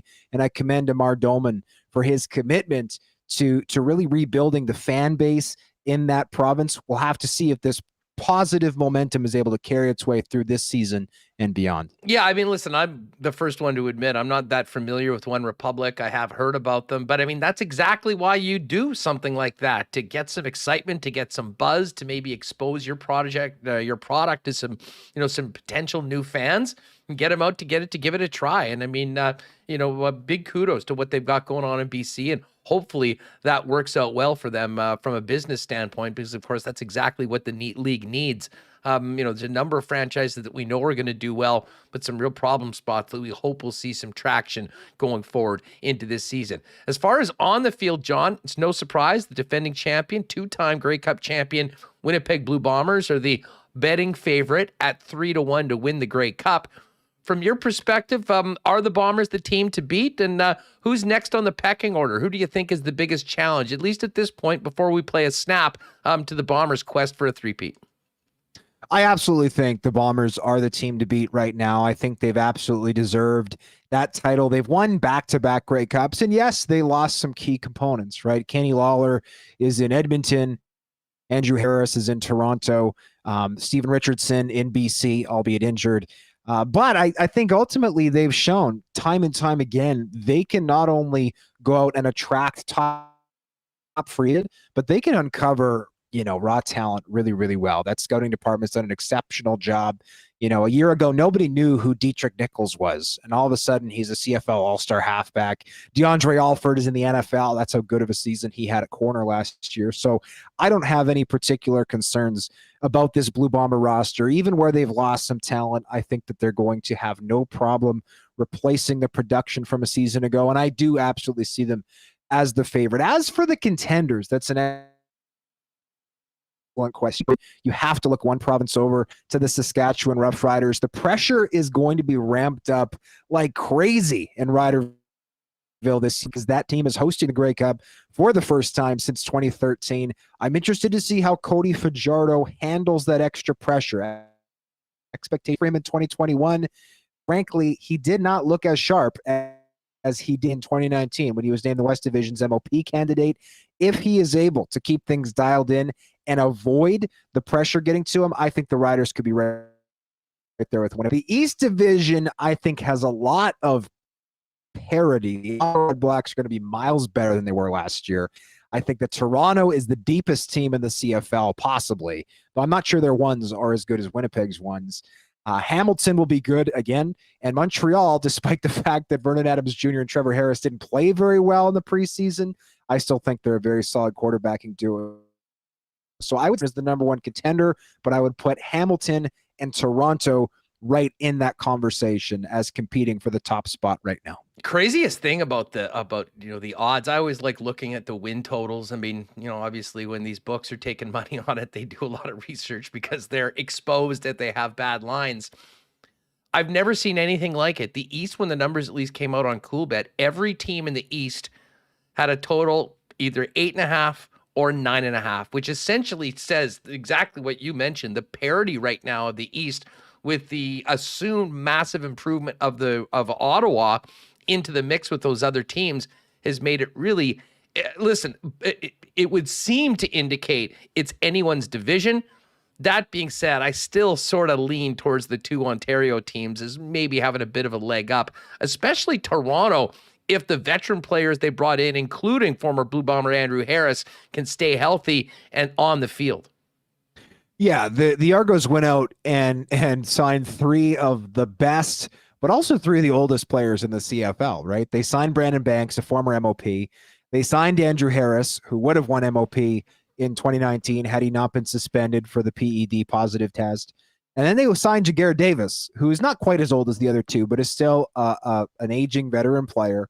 If those three are able to play right at that all-star level we've seen them at in the past, then I totally agree with you. I think Toronto is absolutely going to be there. Hamilton lost a lot. I see Hamilton almost in a situation, like we've talked about Winnipeg losing a few key guys. I think Hamilton lost more, to be quite honest. Jeremiah Masoli now the face of the franchise in Ottawa. On the plus side, Dane Evans knows he's starting each week, which last was a guessing game, right? They went back and forth between Masoli and between Evans as the season progressed, and even swapped in the Grey Cup. Dane Evans starting that game, Jeremiah Masoli came on after Evans took a nasty hit.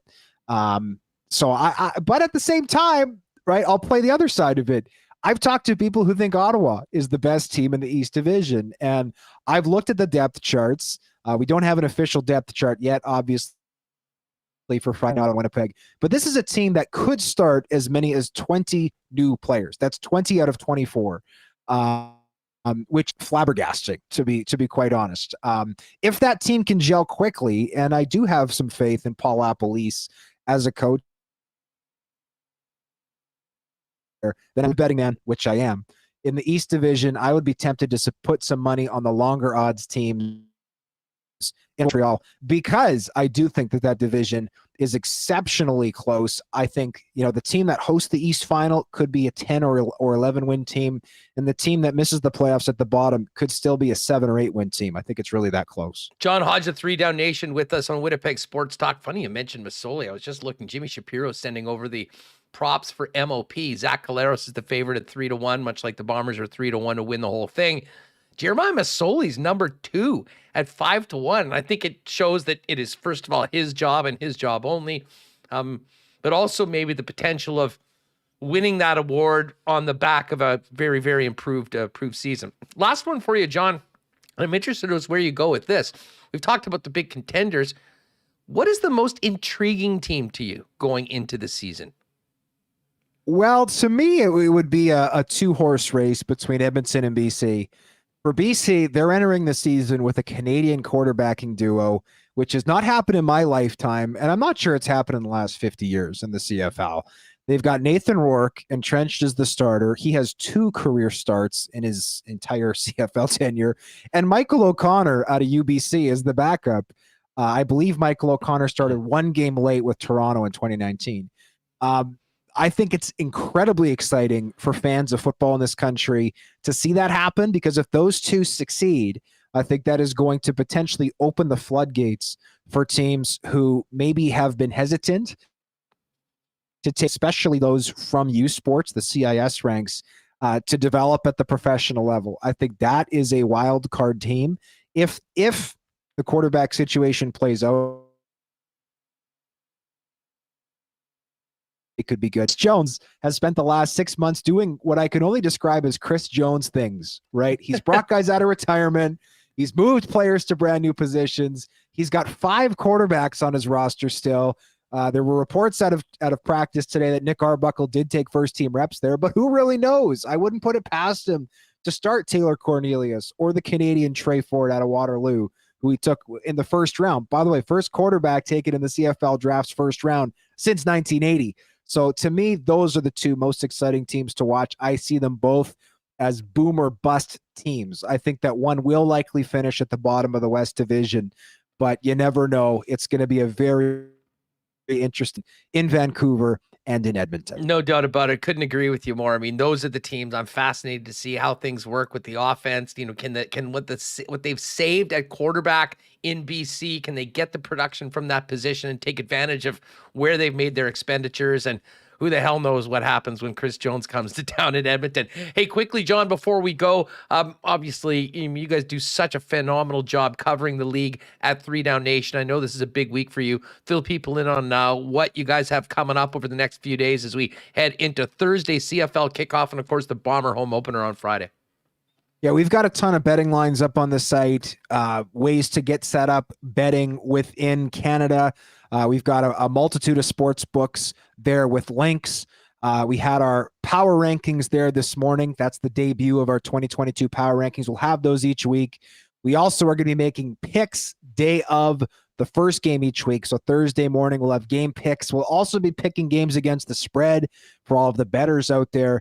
And then I've started a new initiative this year called the Offensive Output Report, where I'm going to be looking at each week's games, tracking punts, tracking passing yards, tracking points, because we've kind of had this narrative told the last few years that the CFL is getting less exciting, less big plays, more punts. And I want to put that to the test, especially with the new rules that are at play. So lots of coverage coming at you, not just this week, but all the way around this CFL season at 3 Down Nation. Even though you're the sharpest one around, you're still invited to play our CFL DraftKings contest. We've got that one open as well. Would love to have you and any of the 3 Down gang jump in. Of course, it's at the Winnipeg Sports Talk lead. Hit us up if you need an invite. Remis will post something in chat. And John, I can't wait to get out there on Friday. Hopefully we'll see you there. See you back in Winnipeg very soon. And keep up the great work at 3 Down Nation. Thanks for your time, and let's do this again soon. Thanks, Huss. Looking forward to it. All right, there it is. John Hodge of 3 Down Nation. You know the site is 3downnation.com, and you can follow John on Twitter for links, analysis, and so much more at John D. Hodge. All right, we got to get Remo back in here. We got a couple more things to get to before we're done. We want to give a shout out to our friends at Boston Pizza. Hung out at BP last night, caught some of the game, and took advantage of the great specials on Appy Hour, 3 to 6 and 9 to 12 every day. Domestic sleeves, $4. Deals on Bandera bread and cactus cuts and wings. Great spot to watch the game, especially with the big screen and the big sound at your local Boston Pizza. And of course, if you're staying in, check out their game day deals and order online at bostonpizza.com. I'm going to the track tonight. Assiniboia Downs is back open. Remember, no live racing tomorrow, but next week we'll get the full Monday, Tuesday, Wednesday schedule that will run for the rest of the season. And let's get Michael Remis in here to see what happened last night with our picks and see what we've got for this evening when I get out there live for the first time, Remo. Yeah, last year I got off to a really hot start, like really hot out of the gate, and it kind of helped me beat you. And you're up on me by a bit. Haven't had a night where I've been up. We've had 3 race nights, and it was just close one. I mean, I had 2 out of 3 on my triactor box, so that didn't go. On my Quinella, I had 1. It just wasn't a night. In the horse I had said at the end that I didn't bet on that I liked ended up placing. And I just wimped out and didn't want to bet on taco flavored kisses. So I really screwed up last night. So I'm looking for redemption here this evening. People on my side to try to get the belt back from Remis will be pleased to know I had a big night last night. A winner in race number 6 for $16.65.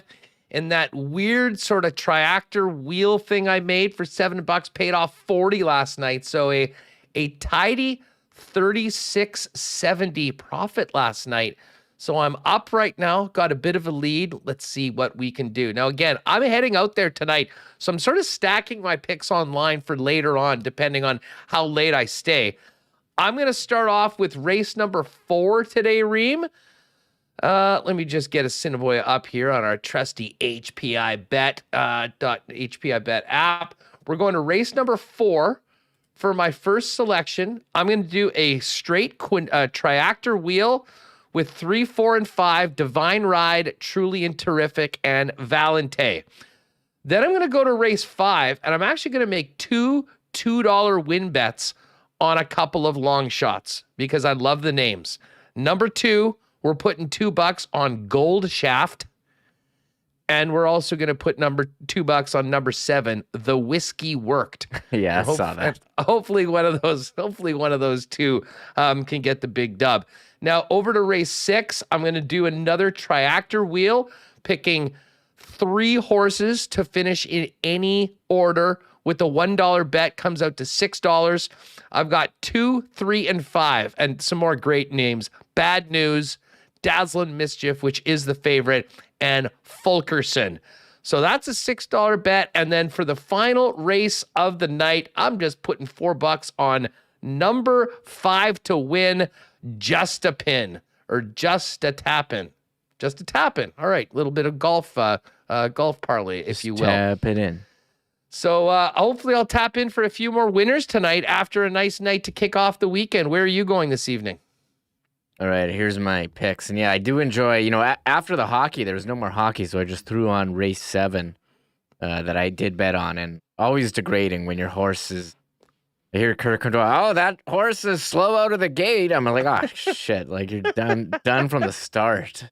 And I'm praying that he's going to catch up, but he did not. That was awful. Hey, just don't forget about Rich Strike at the Kentucky Derby. Anything has happened. A bad start does not mean that you're eliminated from the action. The worst is when you pick a horse and like you see that it's the one having trouble getting into the like starting, and you're poorly like behaved. You're like around. Screwed before it even starts. So okay, here's my picks. I am on race 7.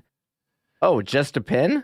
I'm also on Just a Pin. I put $5 on Just a Pin. So let's get it. I've got 4. You would win. That's actually just tap in. No, Just a Tap In. Actually, sorry, I claimed Just a Pin. Race 5. I'm going a Quinella 5-6. My Princess Ellie, and back in that action. That is a $4 Quinella. I got a triactor box in race 4. Horses 2, 3, and 4.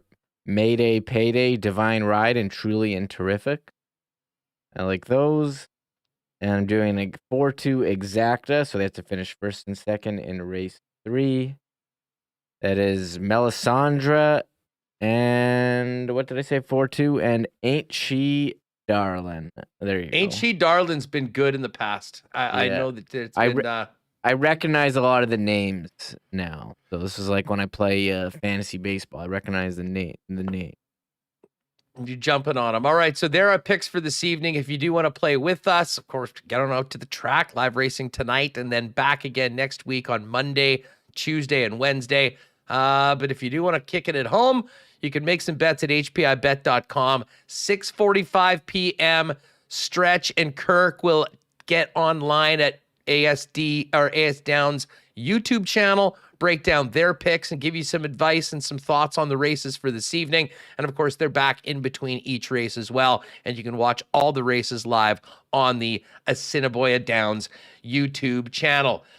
New edition of the Lock Shop dropped this morning. Myself and Dustin Nielsen, and Dusty's going to be here in Winnipeg on Friday to call the Bomber home opener, coast to coast on TSN.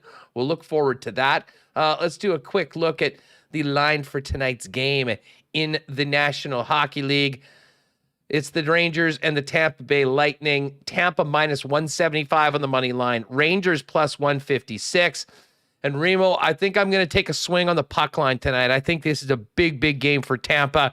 I think they avoid having to come back the way they did last game. Have a great start. I think there's a good chance they can win this by a couple goals and not have another nail biter. I'm taking the puck line tonight. What do you think about the Rangers and Lightning? Wow. The Lightning are definitely primed here to tie it up at 2, playing at home. Plus 150, not bad. I mean, you also are hoping for an empty netter as well, which could be a factor if it's a close game. I don't mind that. I kind of wanted to lean Rangers on the money line, but going to be tough. They had it last game, but at 40 seconds left, Lightning took the lead. I was looking at props. I did give out, hey, you banned me from making picks on Friday's show, but I came back. I gave out some goal scorers. Gave up a couple good ones last night. I had Lehkonen, Makar, Nikushkin. I was 2 out of 3 on those. I like doing shot props. I mean, Panarin over plus 120. He had a ton of shots last game. I think that's a pretty solid one. So I'll give out that one. I want to go goal score. If you want to have some fun, like Andrew Kopp. What's he? He's way down plus 330. How about Kopp point plus 109? That's about. I mean, he plays on a line with Panarin. Yeah, and I always like going line 2 on the road. I don't know. I feel like maybe they get the better matchup because they're focused on shutting down line 1. So I don't mind that. But yeah, Kopp plus 330. Sure, go for that. That's actually not a bad one. Or there Panarin you go. plus 295 as well. For the goal. And as I said, I mean, Kopp he's basically been a point a game player. So you're going to get plus money on Andrew Kopp. I don't mind that at all. We can quickly tell you that the odds to win the Stanley Cup right now, Colorado Avalanche minus 213, Rangers plus 450, and the Lightning plus 375. And they do have lines up for both series. If it's the Rangers and Colorado's minus 278 and the Rangers are plus 225. If you make one of those bets and Tampa wins the series, that bet is essentially refunded. The Tampa Bay number right now is plus 155 for the Lightning and minus 189 for the Colorado Avalanche. So again, if you make that bet right now at plus 155 and the Rangers win the series, it gets refunded. But if you do have confidence that the Lightning will make it through and win the Stanley Cup, you're much better off just laying it at plus 375 to win. Again, all those odds are there. One of the other things that Dustin and I got to on the Lock Shop, and you can check that out, search Lock Shop wherever you get your podcasts, is the RBC Canadian Open. Scotty Scheffler, Justin Thomas, Rory McIlroy at the top of the board. And as I mentioned, I wasn't kidding. I did throw a couple bucks down on Manitoba's Aaron Cockrell. Got to show support for our guy making his PGA Tour debut. He's at 300-1, along with a number of long shots as well. And can't wait to hear Mike's coverage of that event. Again, it's all there at Coolbet. If you haven't played Coolbet before, use promo code WST on your first deposit for a 100% bonus up to $200 with our friends over at Coolbet and our buddy Coolbet Chris. Awesome show today, Reem. I mean, we packed a lot in. It was great to get Billeck on his birthday. Mike McIntyre, of course, from Southern Ontario. A special opportunity to chat with the Lady Byng winner, Jet scoring star Kyle Connor. And listen, the countdown continues to CFL kickoff. Great stuff with John Hodge et al. Packed it all in on a Tuesday afternoon on WST. Yeah, I was kind of worried getting down to the end of the playoffs, so we're going to have topics. No shortage here. Got in some coaching talk as well with the big firing yesterday. Bruce Cassidy. I saw Bill Belichick giving his condolences to Bruce Cassidy at the Patriots OTAs. So pretty wild stuff going with the coaching. Well, we're going to see a flurry of hiring. There's a ton of vacancies and a ton of good coaches available. Exciting stuff. Yeah, we'll talk about it tomorrow. Murat Atesh will make his weekly visit. Looking forward to having Murat on. And we'll also welcome in DT, the new voice of the Winnipeg Blue Bombers on CGOB. Derek Taylor had a couple games under his belt on the Superstation, and now it's time to officially have the torch passed from Bob Irving as he'll call his first regular season game for the Blue and Gold at IG Field on Friday, and he will join us on tomorrow's episode of Winnipeg Sports Talk as well. We'll, of course, hit a little more on the Canadian Open. I'll see if Feinberg can jump on. I think he was out at one of the practice rounds at St. George's this week. So we'll definitely do one final preview of the tournament, and we'll get to, it should be a very, very busy show. Remo, before we go, as I mentioned, I touched on this very briefly with Scott. The wave strikes again last night. I mean, can we agree now that that karma is real and doing the wave too early can adversely affect a team? It happened again last night in Edmonton. Another tough look for wave backers when the game is not in the bag. What was it, 4-2 with like 10 minutes left, and they're going around starting the wave? Against the Colorado Avalanche. I mean, I'm pro wave, but I don't believe that would be the wave is like a victory lap, and I don't think you can take a victory lap too early. So I'm gonna it's big L for the fans doing the wave. I do also agree with the theory that look, if they would have just worn their regular jerseys, not these abomination blue jerseys, they would have won. Did I already say that today? How many fans? No, well, you've said it a number of times. It's a take that was correct then. It's correct now. Mm-hmm. Of the 18,000 in the building last night. Yeah, maybe 100. How many? Yeah, like maybe 100, and they've got probably what, about 15,000 oranges. I'm watching the game. I don't see anyone wearing those blue jerseys there. I joked earlier in the playoffs, like they couldn't even afford the full color logo. It's like when you go to the t-shirt printer and they're like, how many colors do you want? And they're like, we'll just take orange. We're not going to pay for the white and the blue. Just a straight orange logo. I don't know why. Nicole J, you're right. You got to be so careful with the wave. And by the way, I love the fact, I'll shout out to the members who are jumping in their special emotes. And again, I don't know how you came up with this for my icon, but the fact that I look like I am doing the wave. Yeah, you're doing the wave. Never hesitates to crack me up considering my well-documented position on the wave.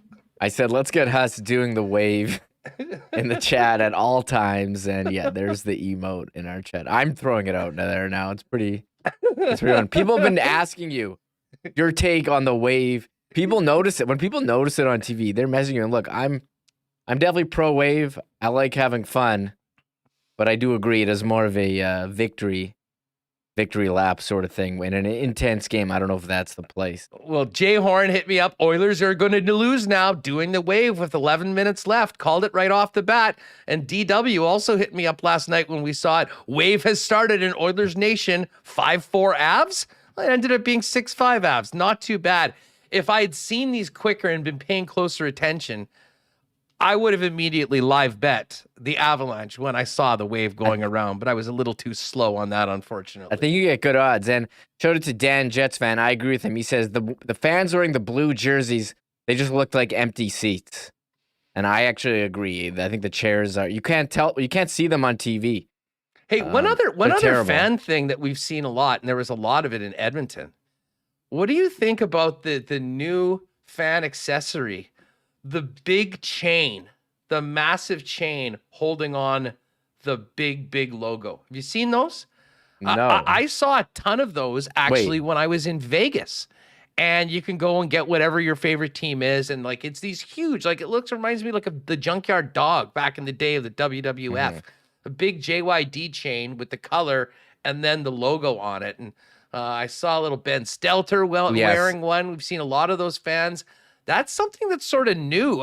They were selling a lot of those in Edmonton. I'll tell you that much. I'm here for them. Yeah, I agree. Here's the picture that Ben was wearing. I mean, it looks pretty cool. It looks heavy.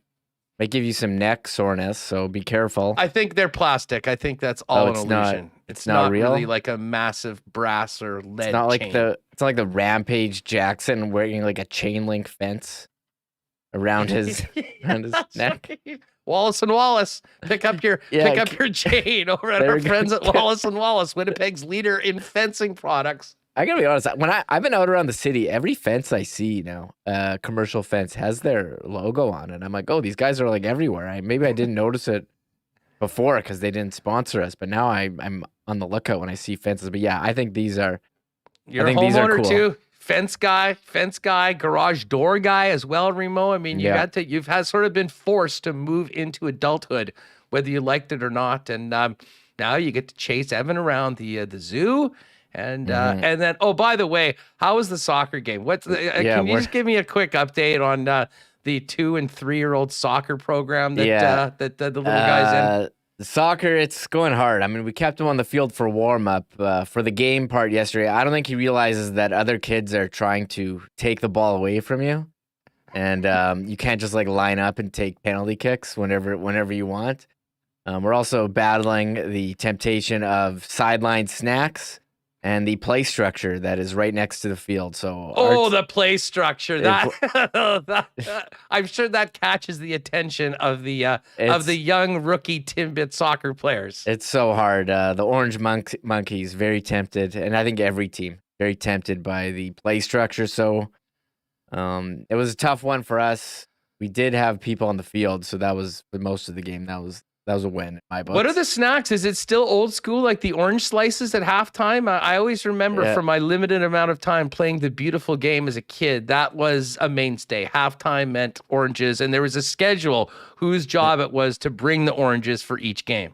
I think everyone just brings their own. I think brings their own snacks. We don't really have team communal. We had raspberries yesterday.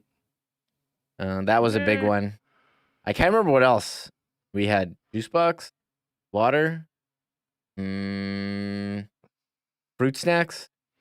I don't. You obviously were not involved in any of the packaging of said snack for your player. No, I didn't. I wasn't involved in that. No. I'll have to get out to a game at some point. I have a feeling that would be hilarious. Great stuff in the chat, everyone. I know some great stuff for Ben Stelter. Of course, that little guy really captured so many hockey fans' hearts, not just there in Edmonton.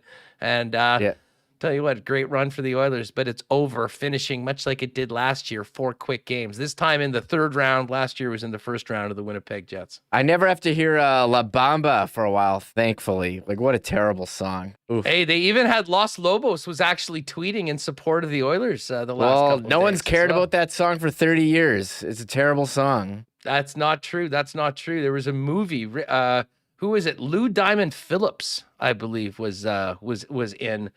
And I think it wasn't necessarily, I don't know, I'm probably screwing this up. Anyways, you won't have to hear it for a little while longer. Much like we don't have to hear Hall & Oates now that the Leafs are out and not that goal song. That's a horrible song. We should do in the offseason, we should do a definitive list of the best and worst goal songs and victory songs in the NHL. I've been dying to record jersey rankings where we just go through like the bottom jerseys in the league. The Oilers are definitely down there. And for Colorado, I'll rank their jersey. They've changed it. I'm not crazy with the blue numbers. I wish they would just wear the 96 Avs jersey, but they've kind of modernized it. I don't like the C shoulder patches. They need to go back to the Yeti foot. Bring back the Yeti foot now that they're in the Cup final. The Yeti, that of course is the I guess like the image of Colorado. I always thought it was the Colorado Rockies logo, but if you go to Colorado, you see that. Yeah, exactly. It's like the state flag, pretty late. It's like how Calgary has the Alberta flag. I don't know if they still do the Alberta flag. You know what? I've always been jealous of Chicago. They've got that really cool city flag with the 4 stars on it. If you ever go to Chicago, you'll see it all over the place. CM Punk, I know, always would turn it into kind of the mode for his Yes. his outfits. And who's the guy? Mustafa Ali, I think, is a Chicago guy as well. I saw at Hell in a Cell. He has said that same sort of thing. Winnipeg doesn't have anything like that. But if you ever go there, the stuff that they have done and just have that as sort of an icon that can get tweaked for other things, really, really cool. Maybe that's another project. Our own flag. Illinois got a cool, the Manitoba flag. Sorry, UK, but it's pretty generic and lame. Cut it. Yeah. It's pretty generic and lame. Sorry. It's 2022. I mean, you're not buying any merch of that, are you? Unless you're like in the Spice Girls, you get the Union Jack dress. Yeah. I mean, and it's so I think if you compare it, like Ontario's flag is quite similar. It's the same thing. They got that would be a full redesign of provincial flags. But maybe does Winnipeg have a flag like for the city of Winnipeg? I think they do. Golden Boy on it or something like that. Well, we'll do some research. We'll do some research on that. Yeah, this is the city of Winnipeg flag. It's pretty meh. You're not buying any like clothing with it, I don't think. Here, you want to see what it is? Not a big. You've seen this before. I'm sure I have. Before I don't remember it though. We're getting pretty sidetracked. And we did just have another manager firing in the baseball. Joe Madden fired by the Angels. Whoa! They were on a bit of a losing streak, and Joe Girardi got fired. So if you're a manager named from the Joe, Phillies the other day, watch out. So this is the Winnipeg flag. They got that flag sucks. That's like, honest to God, like I am terrible at Photoshop or everything. I'm pretty sure I could come up with a better flag in half an hour. This is the flag. Photoshop. I'm sure it's an old flag, but yeah, the Illinois flag, man, it's cool. Like CM Punk rocks it. I don't see Jericho. No, that's not Illinois. That's the city of Chicago. Oh, that's Chicago? Oh, sorry, my bad. That is the city of Chicago. So you can go check that up.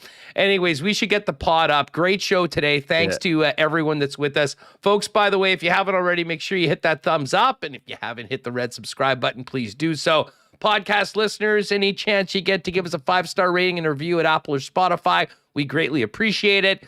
Don't forget, new episode of The Lock Shop is out. Search for that on podcast and give us a sub as well if you would be so kind. We'll be back tomorrow. Derek Taylor, voice of the Bombers, gets us ready for Friday night. Murata Tesh of The Athletic with the latest on the National Hockey League and the Winnipeg Jets. And we will talk RBC Canadian Open as well. Thanks to Scott Billeck, Mike McIntyre, Lady Byng winner Kyle Connor, and of course, John Hodge from 3 Down Nation, and all of you for making us a part of your day. And a big thanks to the sponsors that make Winnipeg Sports Talk happen each and every day. Have a great night. If you're at the track tonight, say hi if you bump into me. And I'll look forward to getting back at it with Michael Remis tomorrow, 1 o'clock, right here on Winnipeg Sports Talk Daily. Have a great night, everyone. Oh, my God. Oh! Shut it down. Let's go home. Thanks for tuning in to Winnipeg Sports Talk Daily. Make sure to subscribe on YouTube and your favorite podcast feed at winnipegsportstalk.com.